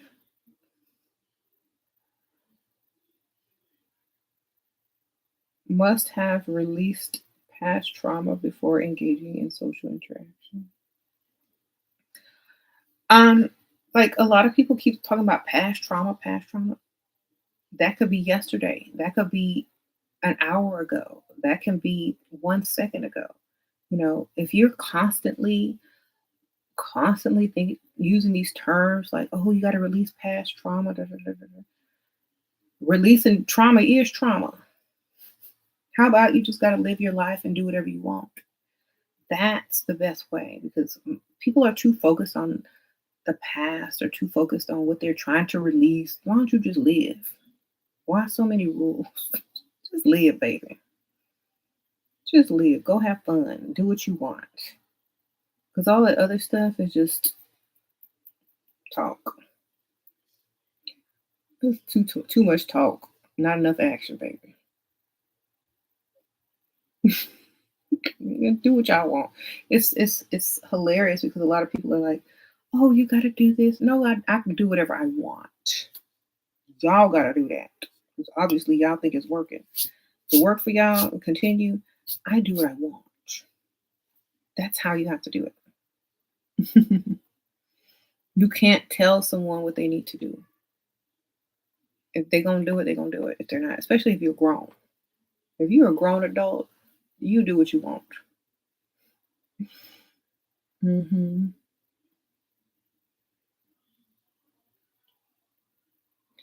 So you said you had to dry out, you done healing, you gotta move on. Girl, when was you injured? So people keep talking about healing, unless it's healing like your physical body, you learned lessons. Like some people gotta heal from going to school. Dang. I'll spend 8 hours learning absolutely nothing but lies today. I gotta heal from that. Some people gotta heal from going to school. Shoot. Unlearn all those ways mentally. So honestly, healing can mean so many different things. It could mean listening to some other type of music. Healing could be, you know, staying unbothered. So who cares? Like healing is whatever you think healing is. Some people think twerking is healing. I don't know. But whatever your definition of it is, that's what it is for you. For me, um, it's whatever I want it to be when it needs to be done. You said healing is painful to bring up all at once. It's not healing if it's painful. Y'all are talking in circles. It's like when you have a band-aid or when you have stitches and you keep talking about the wound. It's stitched up, baby. You got it. You done. Even Velvet know that. It's like it's done. Yee. Stitch it up and move on, baby. Say, yeah.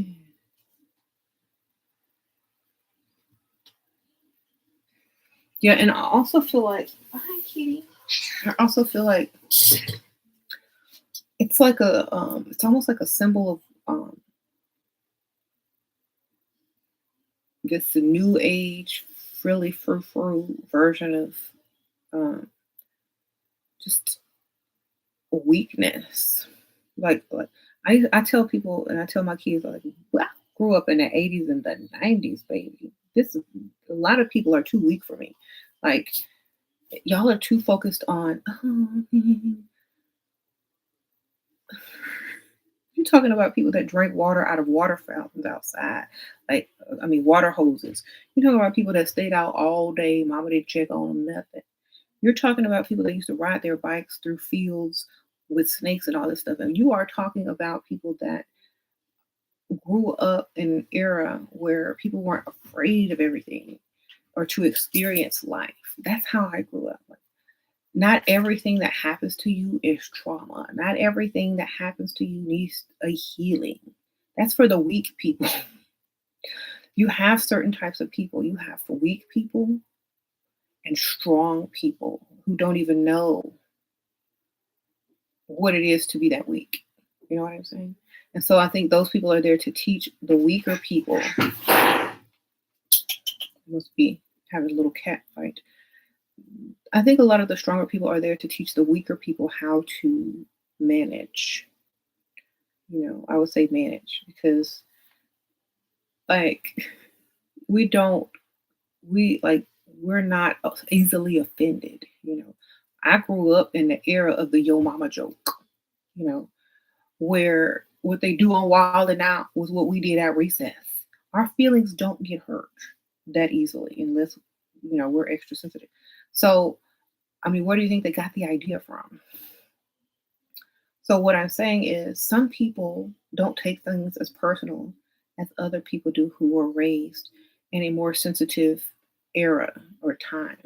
Like back in the old days, you had to be tough. So, I know I don't look that old, but I guess I'm older. So a lot of this healing from past, that is like so funny to me because like nothing would be like, okay, so after I heal, then what do I do? Now, how do you heal? Okay, that sounds like boring and blah. Can we skip that part and get to the good part? No. Some people are already naturally healed because they don't care. They stay unbothered. And a lot of people can't comprehend or fathom that there's somebody can be like that until they find someone like that. Like, I've met people that way. I've met people that have had horrible things happen to them and they remain unbothered. And I've had things happen and I remain unbothered. Why? Because I don't care.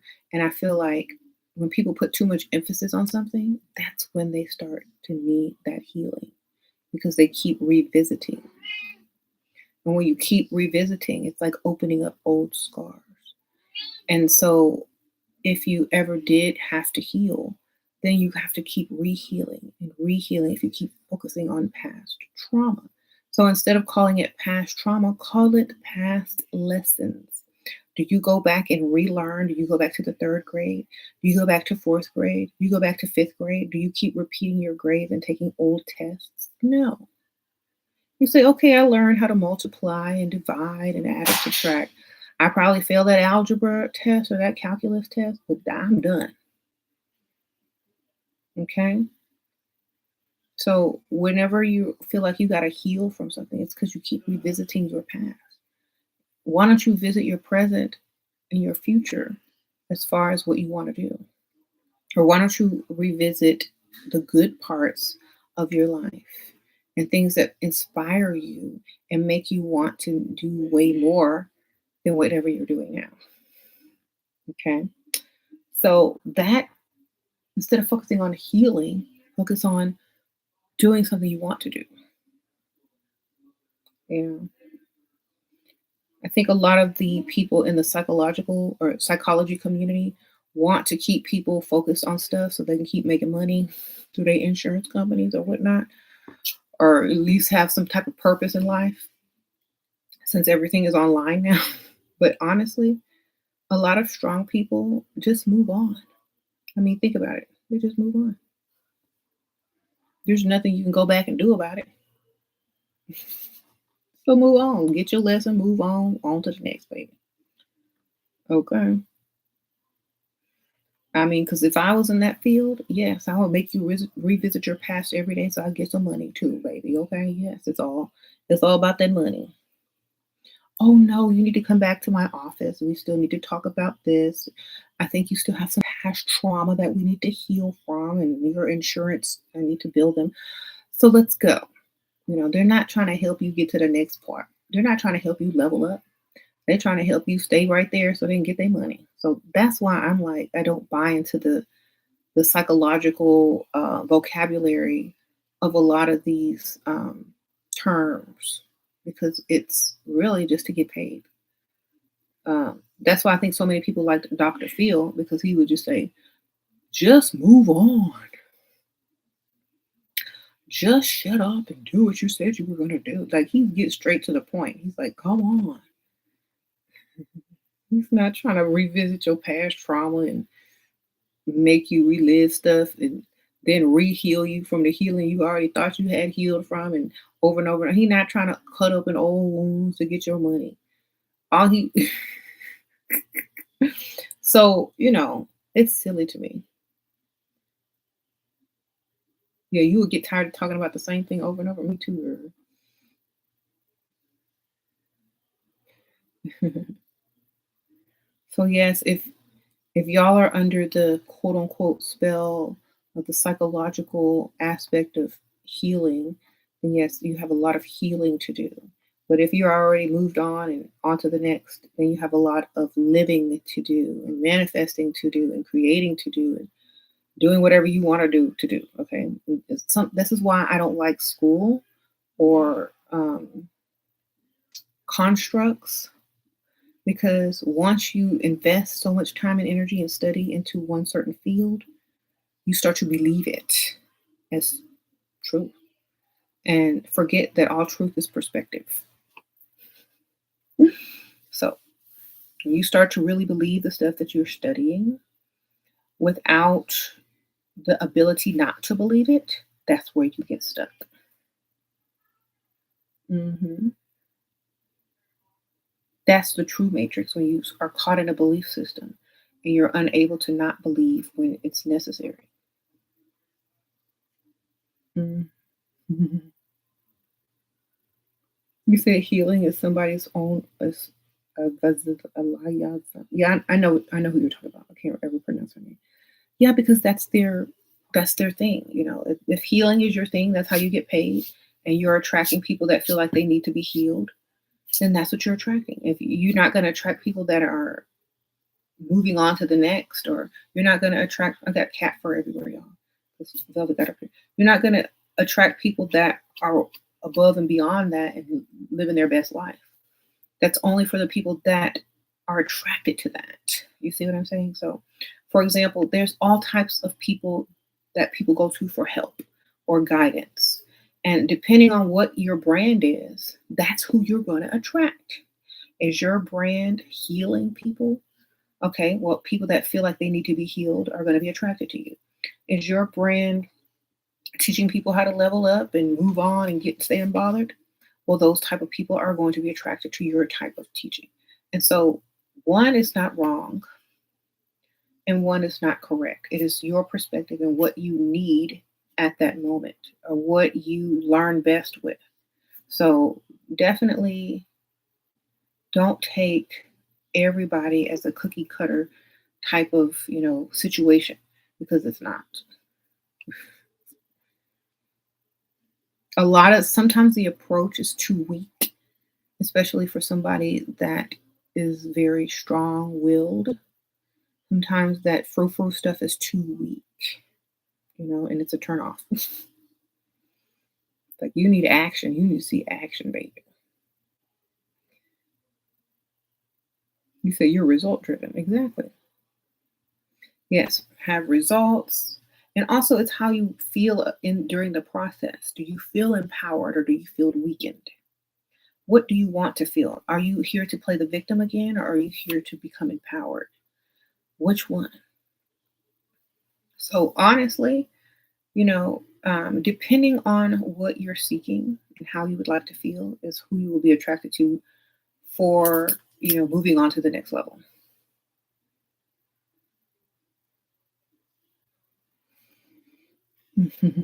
I only pretend to feel weak when I need something done.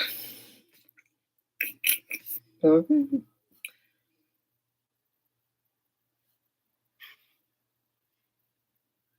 Sound.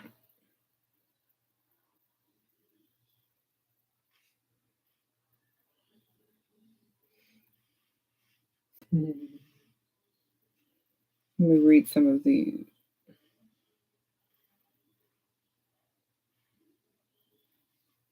You say it's a moneymaker. Yeah. I mean, if you are really, someone asked me how to make money with no money, start healing people. You're going to attract people that feel like they need to be healed. You're going to attract victim types. You're going to attract people that feel like there's something wrong with them and that they're not over the past yet. That's how you make money. Healers. Shoot. You want to empower people? Lead by example. Teach. But there's somebody out there that's seeking whatever you are teaching. I'm not saying it's wrong or right. I'm just saying it is. It is what it is.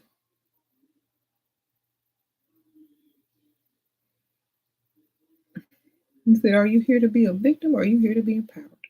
Well, sometimes people can be both. I'm here to be both, depending on what's needed for most at the time. Depending on which one is going to be both beneficial for me, like that, you got to play both sides. You can't, like, honestly, are you here to be empowered? Yes. But I also know how that victim thing works too, baby. If you want to be truly empowered, learn both sides. It's like, okay, that's how you play victim. That's how you, quote unquote, supposed to heal. Okay, over here, this is how you become empowered. This is how you stay unbothered. I can use both of these when I need to. So, you said at the courthouse, okay? So instead of choosing one side, instead of playing on one side or the other, play both sides and be both. You know, it's not you don't have to choose a side, and that's what a lot of people remember. Like, oh, you got to pick a team, you got to choose a side. No, you don't. Do what you want. It's your world. Okay.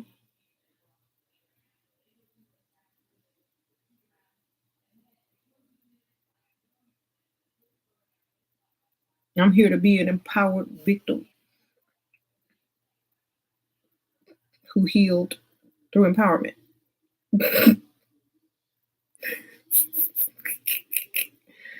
Okay, I'm here to be an empowered victim who healed through empowerment. There you go. Does that make sense?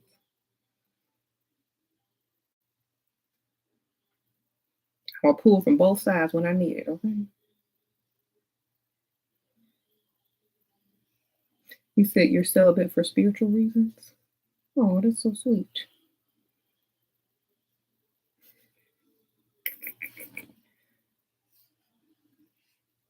Okay.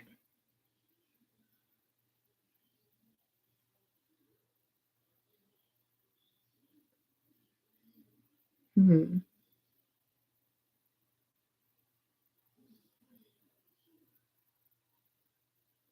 Mhm, mhm. You need to abolish bad programming and demons affecting feelings and thoughts to get to who we truly are. We are already who we truly are.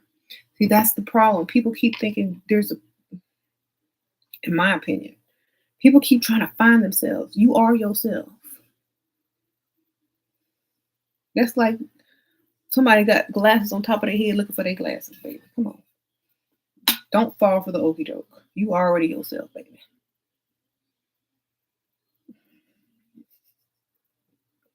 Being yourself, gonna be yourself, gonna stay yourself. You better be looking for some money. All right. I have to find myself. Girl, you everything. You every woman. Like Whitney Houston and Shaka Khan said. Okay. You already who you are. And just become better each day. Okay.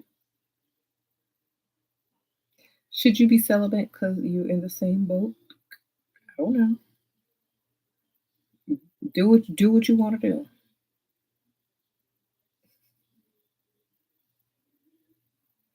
That's how you feel at the moment. Be that.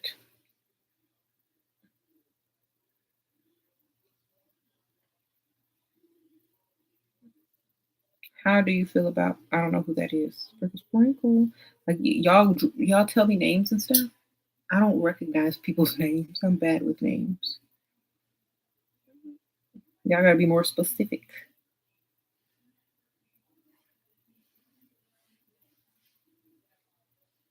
Mm, you said learn how to play in the Matrix or it will eat you alive.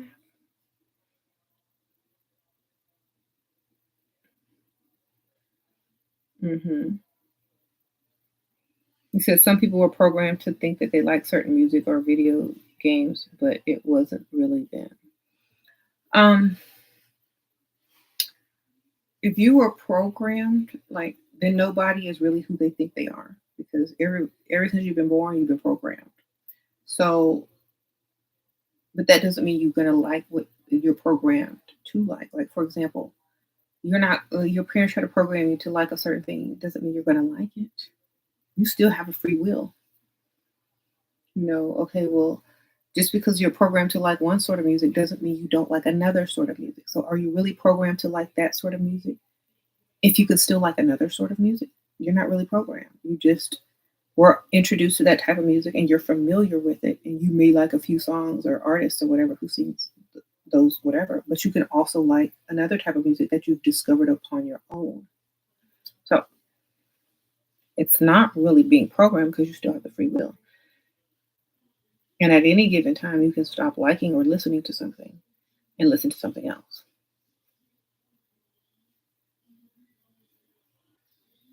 Do I have any tips on releasing physical trauma? No, it's trauma from the physical, spiritual body and renewal. Yeah, twerk, sprinkle, sprinkle. That's what they be doing at the club. I don't know. They looking like they releasing trauma to me on that dance floor.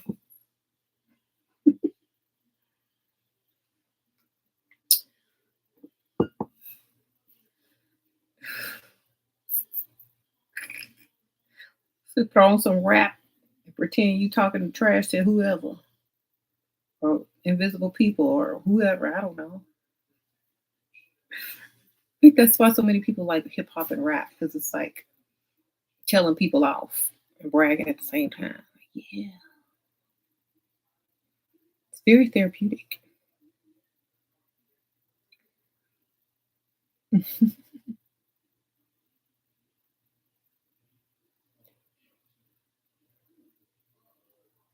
Sure, yes. I like lyrics that make you feel empowered. Any lyrics that make you feel empowered is good.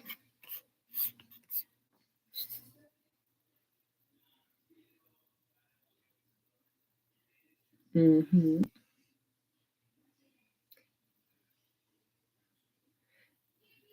And I don't have any tips on releasing anything. Just throw on some good music and lip sync or sing. That's the best way. All right. I gotta go, y'all. It's been a while. I'll see y'all on the next one. Sprinkle, sprinkle. And if you're still thinking about past trauma, that's part of the problem. Think about what you're gonna do tomorrow. Think about how you're gonna get this money, girl. Think about how you're gonna get paid, sir. All right. I'll see y'all later.